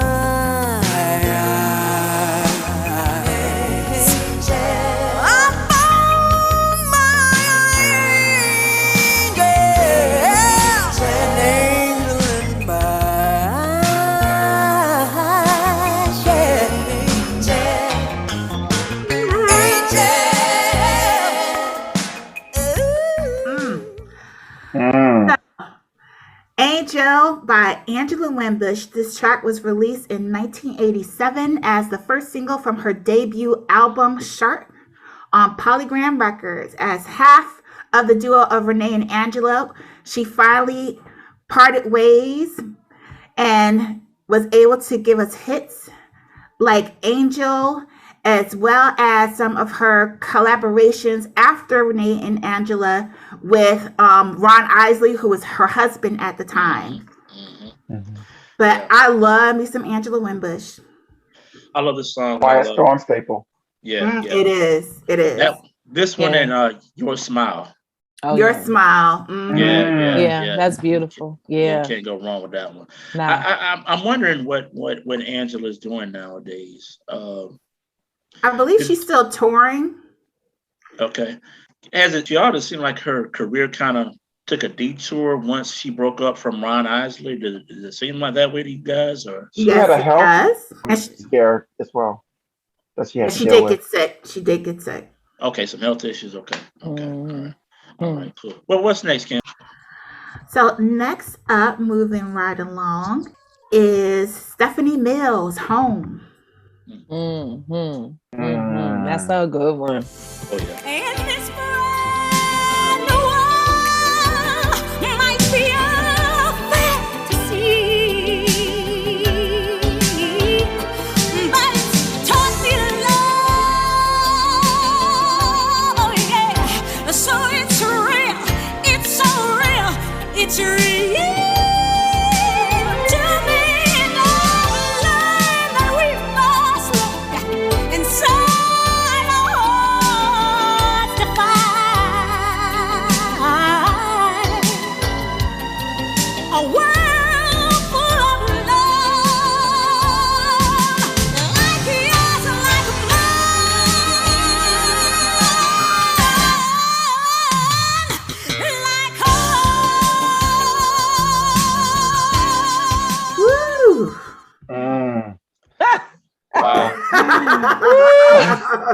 Y'all play too much. Diana what can I Ross. say about Steffi? Go ahead, Marcus. No, I'm just saying Diana Ross didn't do it no justice. I know she was supposed to be Dorothy in The Wiz, but Yeah. I think Stephanie Mills should receive her bouquets every day. Every still day. looks and sounds great. She has certainly contributed to the soundtrack of our lives. Home was a full circle moment, I feel, for her as the title of her 12th studio album and second single from which to be released from that album. Home returned her to her stomping grounds because, as you mentioned before, from The Wiz, from which Stephanie Mills performed in 1975. So she returned home. Gotcha. Nice play on words. Bring it around town. We land this plane together. So the album peaked at number 5 on the Billboard Top R&B Hip Hop Albums chart, while the actual single hit the top spot on the U.S. Billboard R&B Singles chart. This was the second number 1 single, rolling in behind the album's first single, Something in the Way You Make Me Feel. And a key fact, you may not know this, but Take 6 provided the background vocals for this jam. Get out. And this also marked the last of 5 number ones for Stephanie Mills on the R&B chart. All right. Well, what's next, Kim? Legacy, one of my favorites, Oh. and someone else's. Oh, yeah. And In the Morning. Cause I need you here. Making love all night long. And you disappear. Still I can't leave. You're leaving me wondering, will you be there? We'll be there. Will you be there in the morning? I need you right here with me. To love me. To love me. Love me. Love me. In the morning, baby, I need you here. Morning. Hey, to love me. Love me. Oh, gotta have your love and always be. Oh yeah, that was Let It See was In the Morning. That was one of my choices. This was a song that was released in 2007 from the Lost and Found album. You know, I first heard this song, I think I was listening to the Steve Harvey Morning Show, maybe. Mm-hmm. Probably. And I just heard her voice and like, yo, she's got a unique voice that you don't hear too often. Is one of her voices kind of like Tarrey's? That's you can't compare it to nobody else. It's theirs. Mm-hmm. And Mm-hmm. and she's one of those people, and I just hate. She's had some success in the music game, but not the success that I thought she would have. That she should have and That she deserves. should have, exactly. Because she is a one of a kind singer. She has a very unique voice, and again, we've been talking about the range of all these artists. Her range is unbelievable. Yes, it is. And She can sing anything. She can sing Yes, she anything. could. Yeah. Yes, Yeah. she could. Yeah. So real quick, sorry. Now I know you held Anita Baker's bags. Patti LaBelle touched you on the shoulder. All right. So have you done something with Let It See? Yes or no? I have not done anything with Let Us See, but Let Us See is a good friend of my husband's. They serve and they do community service together for the Grammys, for the Recording Academy. Right. She's an amazing person. From what my husband tells me, she's extremely. I've heard her and my husband speak before. She's just a down to earth sister, and not to mention she just crossed over Delta Sigma Theta. On this, Really? on the national line, the honorary members line. So she is a member of a very prestigious organization. We already knew she was amazing, and now she's even more amazing, with all these new pointers. But no, she seems to be a really, really beautifully talented person. I mean, also deeply talented. And I can't say anything but wonderful things about Let Us See. She seems to really have it together. And I will say this. Listening, I hear sometimes people say, well, that we're not getting our just due, or she doesn't do this. So, I wish we would do more for this person. We're at the beginning. She's still at the beginning of her career. Yeah. Yeah. So it's coming. It's coming. So real quick question for you, Tarrey, now before we move forward now. Is there any artists that you want to collaborate with? You have like a dream list that you want to collaborate with a certain artist? Yeah. Yeah. So I'd love to do a whole. Now this is gonna take us out of the R&B world a little bit, but I'll keep us in the R&B world because I'm gonna be half the project. But I'm going to do a duet album with Busta Rhymes. Ooh. Okay. I said it. I said it. I said what I said.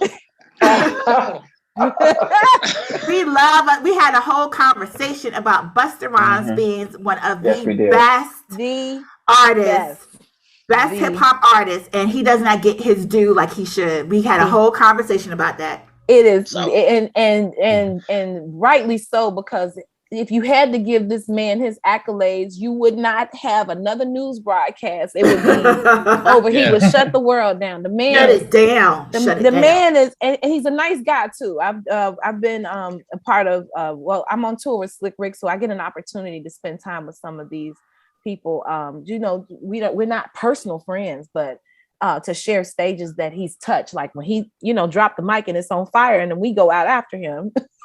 or we go before him. I mean, he's just amazing. He's amazing. Yeah. So I got to do an album with Busta. And another person I want to work with, and okay, y'all gonna have to give me a break because I'm a huge hip hop fan, but I really want to do something with Kendrick Lamar. Yes, Oh, he's very good. Okay. And Rhapsody. So those are my 3 hip hop people that I wanna do something with. And of course, my husband, he's hip hop all day. He's hip hop's favorite poet. But I want with my whole soul, I want to do an entire project with Quincy Jones. Ooh. I would love for me and Quincy to get together. Uncle Quincy, that's what I plan to call him. I plan to have Uncle Quincy produce one of my projects. So maybe one day. It's gonna happen. Okay. It's gonna happen. Yeah. Hey, not just that. This I'm gonna speak this into existence as well. I want to see you do a project with Jimmy Jam and Terry Lewis.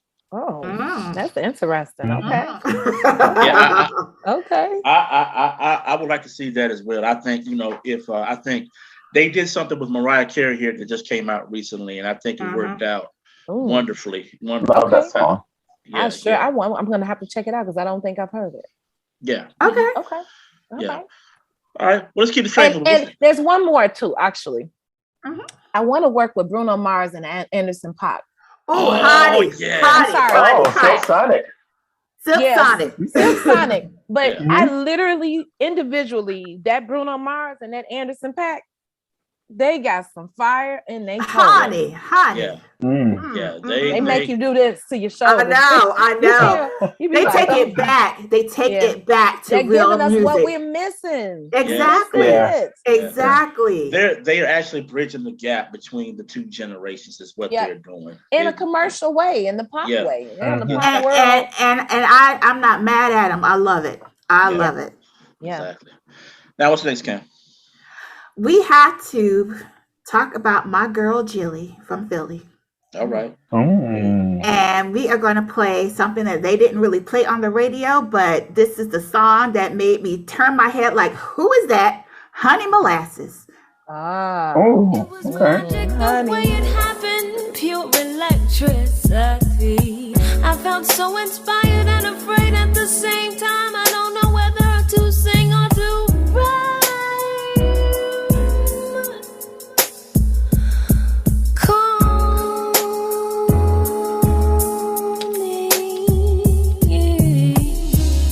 Honey molasses, ebony magistry,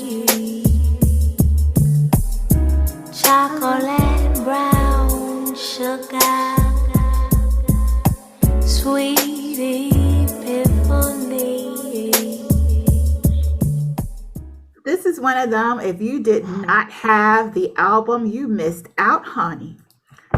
So this is from her first album. This is the 10th track.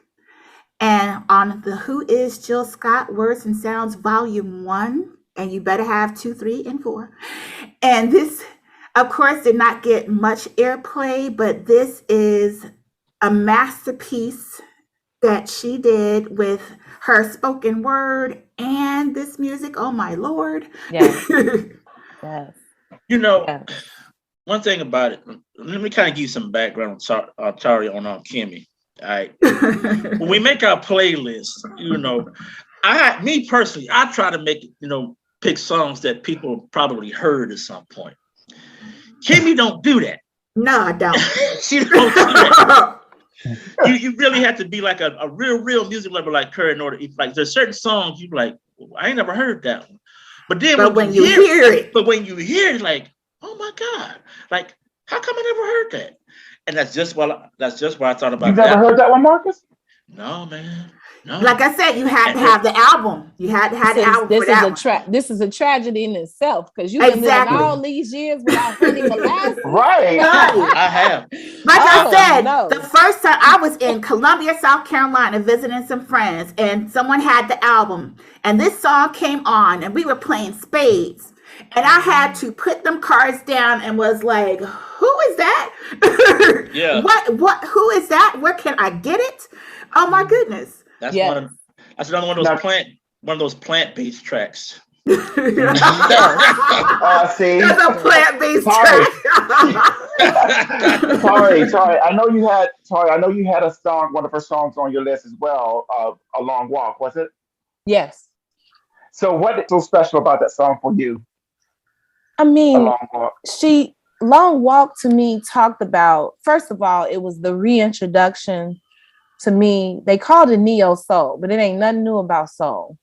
And what Jill walking around with every day, I don't know how she is handling that backpack called an old soul, but she is carrying an old soul on her back.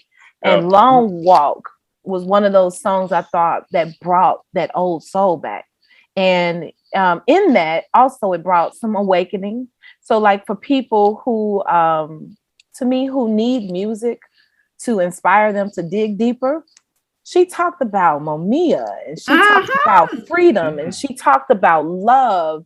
She talked about meeting. It was like, you know, I say nowadays, the reason why we may not have as many solid marriages is because people are forgetting to listen to that music that brought, you know, music to me teaches us how to love sometimes. You don't always get that conversation at home. Exactly. No, they're not taking that long walk. They don't want to go on that long walk. Right. Anymore. And so Jill took the time to give us a tutorial. You know what I'm saying? And I feel like people needed that tutorial at the time that the song released. And it's still, to me, very timeless. That song is important to the community, to the culture, because it talked about so much, including love. And it wasn't just a love song. It was about how to start a conversation with somebody. Yeah. You got it. She was rolling trees on that walk as well. Yes, she was. Institutional methodology. Yeah. She was definitely plant-based at that point. She was plant-based. Oh, yeah. I done started something. All right. So here we go.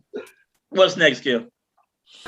Oh, let me see. What do we have next? How about Long Walk? How about that? Let's take a long walk around the park after dark.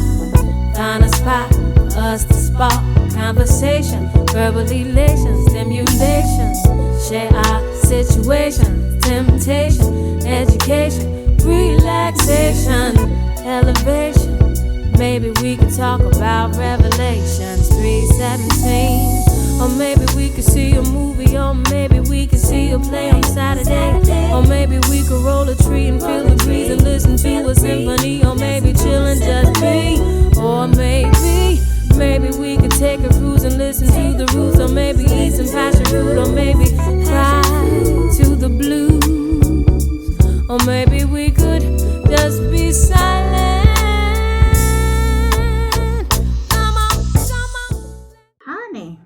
Temptation. Education, relaxation, elevation. Maybe we could talk about it. One of these days, they're gonna let us play the whole song. One of these days. I know. That's about spirituality and everything. Yes, she did. Oh, come on. Yeah. Come on, Jill. Jilly from Philly. I know. Right? But yeah. Jill Scott, you know, I think the best is still yet to come for her. It's good to see her that she's venturing out. She's dabbing her hand and as an actress. She's really doing her thing, but she still got those vocals, and she's really doing her thing. So big shout out to Jill Scott. You know, yeah. So what's next, Cam? We gotta take it back to some Jody Watley. Still a thrill. One of my favorites. My favorite song of hers. Yeah. Mine too. Feels like the first time when we met.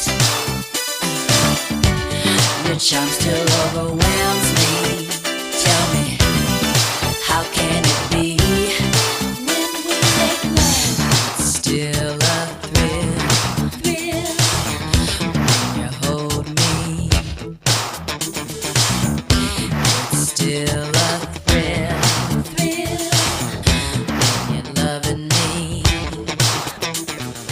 That was one of my favorites. You know what? Forgive me now. I'm about to go off on one of my tangents as I talk about this song. All right, go ahead. Go ahead. All right, so Still a Thrill released on her self-titled debut album as a solo artist, Jody Watley in 1987, peaked at number 56 on the Hot 100, number 3 on the U.S. Billboard Black Singles Chart, number 8 on the Billboard Hot Dance Play charts. It's raw with just the right attitude, urban chic at its best. And when I hear the song, I think of the video. If you all remember, it's everything to me. It's shot in black and white until the last 40 seconds, and it features one of her Soul Train alums, the late great Tyrone "The Bone" Proctor. It stands as a masterclass in whacking, pose, and freestyle, and it marked Jody Watley as the very first artist to ever shoot a music video or anything in the Palais Garnier in Paris, making it a timeless offering to our culture. So that's all I have to say about that. You all press yourselves. I just had to get that out. I think I just recently posted that video on our page just a couple of days ago. So yes, with that fact on there. But Jody Watley is definitely, she's still out there doing it. She's still singing, touring, and everything. So we need to definitely still give her her flowers. Absolutely. And she's one of Chicago's hometown favorites also. Cool. All right. Now, you mentioned Tarrey real quick. Now, do you have a part in the movie, in the documentary at all? Well, because I was around for a lot of the history of everything that happened around Kanye's introduction to the world, around the college dropout, and even some of his mixtapes before. I've recorded 38 songs with Kanye, and in my recording history with Kanye, you will see me appear. Like I show up gently. I show up in rooms. So even in the first part, because there's a 3-part, it's a trilogy documentary. So it's 90 minutes each documentary. I walk in with you'll see me, I have an afro. And I walk in, I'm accompanied by Jay Ivy, my husband. And you see actually one of the first times that I met Kanye, and that's on film. So okay, cool. All right. Yeah, so I'm there. And then there's another appearance that I make in the film where I'm singing in the booth. You can hardly see me because the microphone is there, but they show that it's me. And I'm in the booth tearing up somebody's hook. I don't know who hook. It was somebody hook. I don't know. Is this actually an actual documentary or is it a scripted? No, it is a documentary. So the part, my husband being the lead writer, he wrote the narration for the film, for the documentary, for all 3 parts. And so you'll get to see or hear, the journey that Kanye went on to show the world. I call this teaching people how to treat you. Kanye gets a reputation for, a lot of things, but I think maybe I'm always reminded to tell people is, this is a Black woman and a Black man's child who they taught to be extremely in love with what he wants to do with his life. So the way they raised him is probably, and I knew his mom, she's amazing. She's a beautiful, beautiful, soulful woman, and she's just really good people. Kanye's really good people too. Even if we get to see some, he has to live his life out loud in front of us. We don't, a lot of us hide the mistakes we make. He doesn't get to do that. That's true. So, even in that, I will tell you, this documentary pulls us closer to his humanity and who he really is. He's a really good guy. He's a good guy. I believe that too. Yeah. I believe that wholeheartedly. Yeah, absolutely. His life just takes. I've always got him. Yeah, he has to work it out in front of us, or society is forcing him to work it out in front of us. He doesn't get to go have super private moments, and when he does have them, he has to force that, So yeah, I have nothing but respect for Kanye. But the film is, when you watch it, you're gonna be inspired. I feel that's what I feel. What I saw, what Cootie and Chike were able to pull together, and what my husband wrote in helping to guide your journey through that film, or the 3 films. I think it's super inspirational. It's like reminding us that you teach people how to treat yourself, how you treat yourself. Absolutely. That's great. Yeah. So what's next, Kim?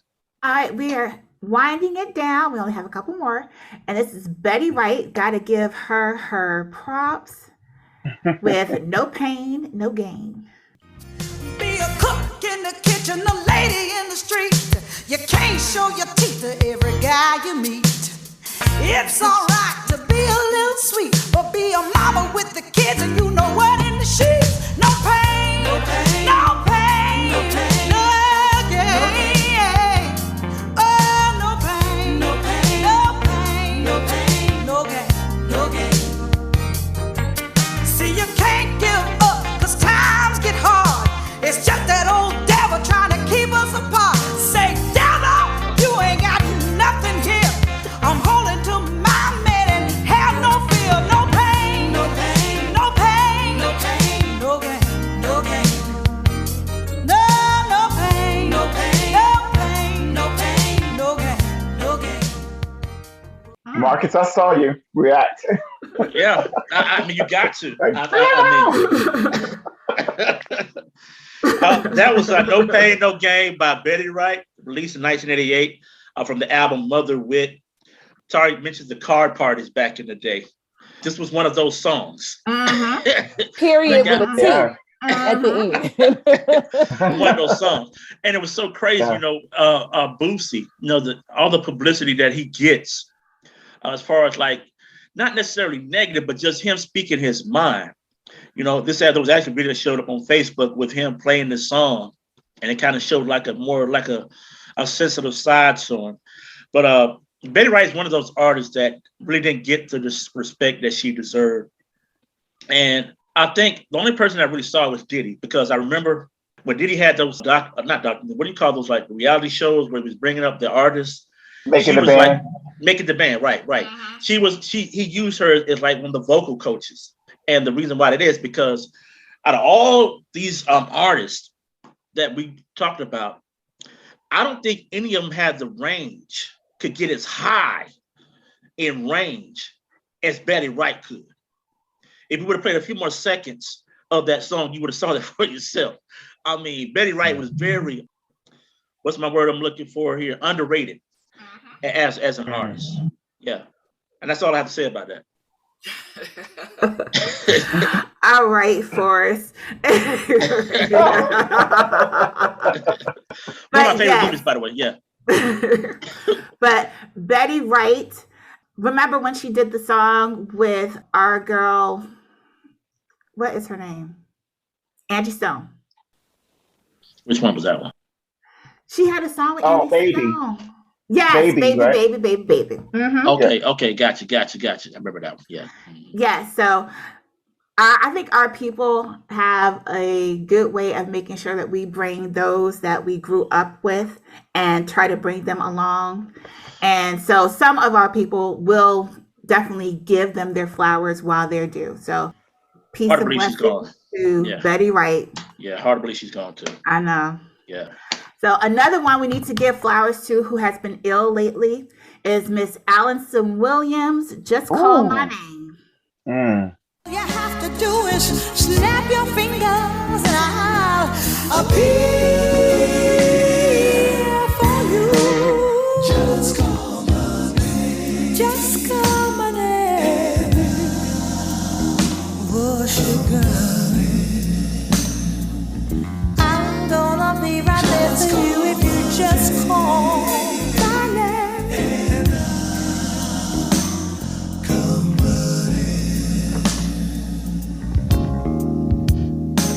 You're crying all alone. On the telephone. All you have to do is dial my number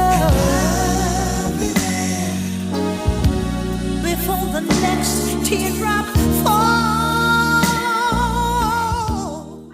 Ooh, again, Allison Williams is one of the most underrated singers from the early 80s and 90s. The single Just Call My Name was a hit on the Billboard R&B charts, reaching number 4, and was pretty much one of her biggest hits, along with some of her other songs that came out around that time. But did we know that she used to sing backup for Melba Moore? Didn't know that. Oh, I didn't know that.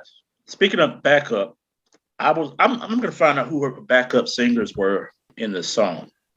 Because I'm gonna tell the truth about it. I mean, no disrespect, not taking away from Allison Williams, but the backup singers in this song kind of helped make the song. This is just my opinion. You know, I remember the song first came out, and that was all I could hear was the backup singers.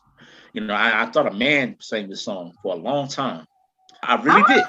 Yeah, I really did. What?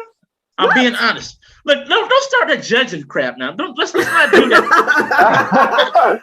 Okay, all right. Even Tarrey looking like, huh? I know, right?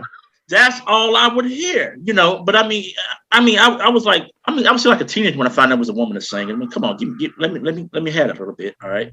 But anyway, backup singers were awesome in this song to me, you know what I'm saying. But then, you know, Allison Williams, you know, she did her thing in this thing, you know, great song. Have you met Allison Williams, Tarrey? I have in New York. Actually, I'm good friends with one of her sisters. But not, you know, not on, I don't, like I said, I always make sure that I say this is not a personal friend of mine, but I have had the pleasure of meeting her. And she is really sweet. She's just as sweet as her voice. And I have to say this, Marcus. Marcus, dog. Marcus. I'm thinking it might be fair to say that maybe you didn't listen to the song the way the rest of us were listening to it. So I in probably all fairness, did. This is when I was young. This is when I was young because this is when I was young. Song because everything when I'm listening to you describing, I'm going, yeah, the background singers was dope, but Allison Williams. I know. Baby. No disrespect. Yeah. That was when I was young. That was my take. Like my auntie would say, baby, it's okay. So you know, Marcus, yes, just so you know, Lisa Fisher was one of those backup singers for her. Really? On this album. Mm-hmm. Yeah. Wow. Yep. Wow. Okay, cool. But Ty, we have to do that with him a lot of times. Be like, Marcus. So we're gonna end this with one of my favorite artists. And there's many songs that I could have picked, but I wanted to pick something like you say, Marcus, that you don't really hear on the radio. Right. And this is Layla Hathaway with Robert Glasper and her rendition of Cherish the Day. Cherish the day, I won't go astray, I won't be afraid, you won't catch me running, moving the way that I move.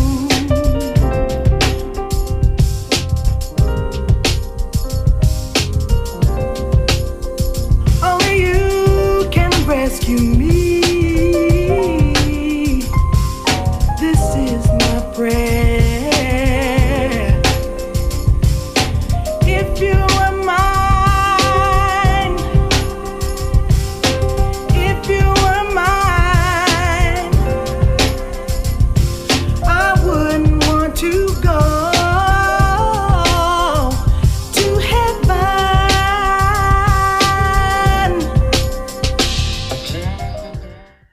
And shout out to Robert Glasper, one of the most phenomenal jazz artists in the world. Love him. But Layla Hathaway, as you should know, is Donny Hathaway, the famous R&B singer's daughter, originally born Eulala Hathaway. And this is from Robert Glasper's actual album, Black Radio, which everyone needs to listen to. Love it. And I chose this, a very good project. And this was one of his songs where he collaborated with Layla. And this is just so melodious. And even though Cherish the Day, the original, is still my favorite, this was one of the best remakes of that song I've ever heard in my song. You know, Layla Hathaway started to become the queen of remakes. She can make everything sound like the original, if not better. Better. Now, because like she really almost she really bodied the Angel. She bodied it. It didn't make it no better. Like toward the end, when she puts all the other songs in the bridge. Mm-hmm. You know what I'm saying? You know what I'm talking about? That last, yeah.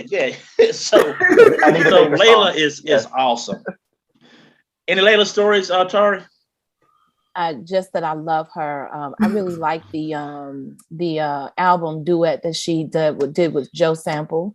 And so I'm a long time Layla Hathaway fan. I'm a long time Donny Hathaway fan. Also, God bless Chicago. We pour into the world some good artists, and Layla is one of those artists. And I think she does a phenomenal job carrying on the legacy of her father's voice. Yes, she does. And she does. And she's amazing. I've met her before. I've shared. We weren't on the stage at the same time, but she had a performance on the same bill as I and my husband. We did a big fundraiser when the earthquake hit Haiti.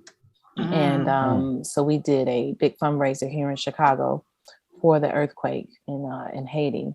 And she's phenomenal. Is the way she does a remix, I think, is really phenomenal, because she doesn't try to become the other artist.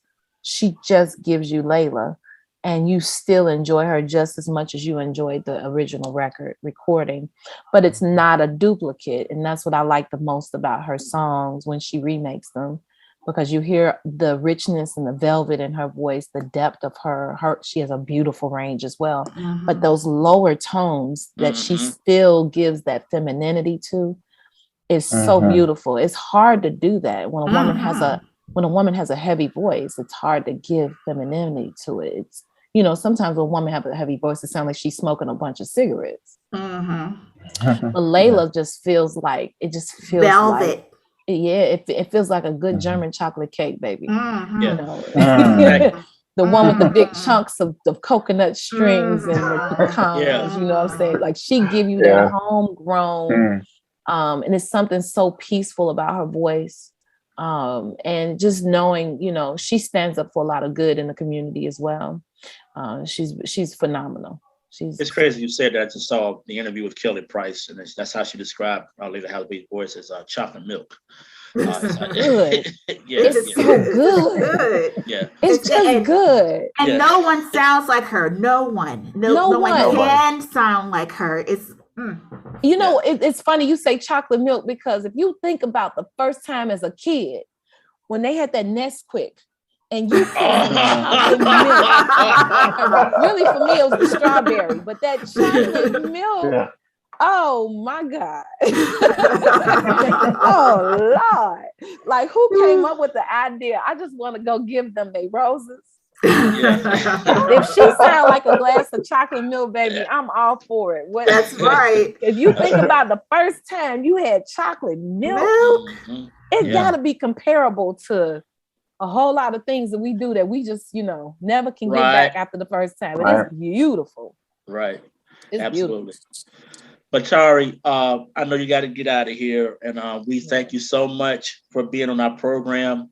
Listen, I know you're on tour, right?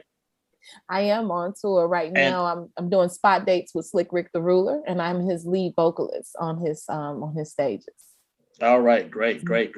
Now, any other projects that you got coming out soon other than the album, right?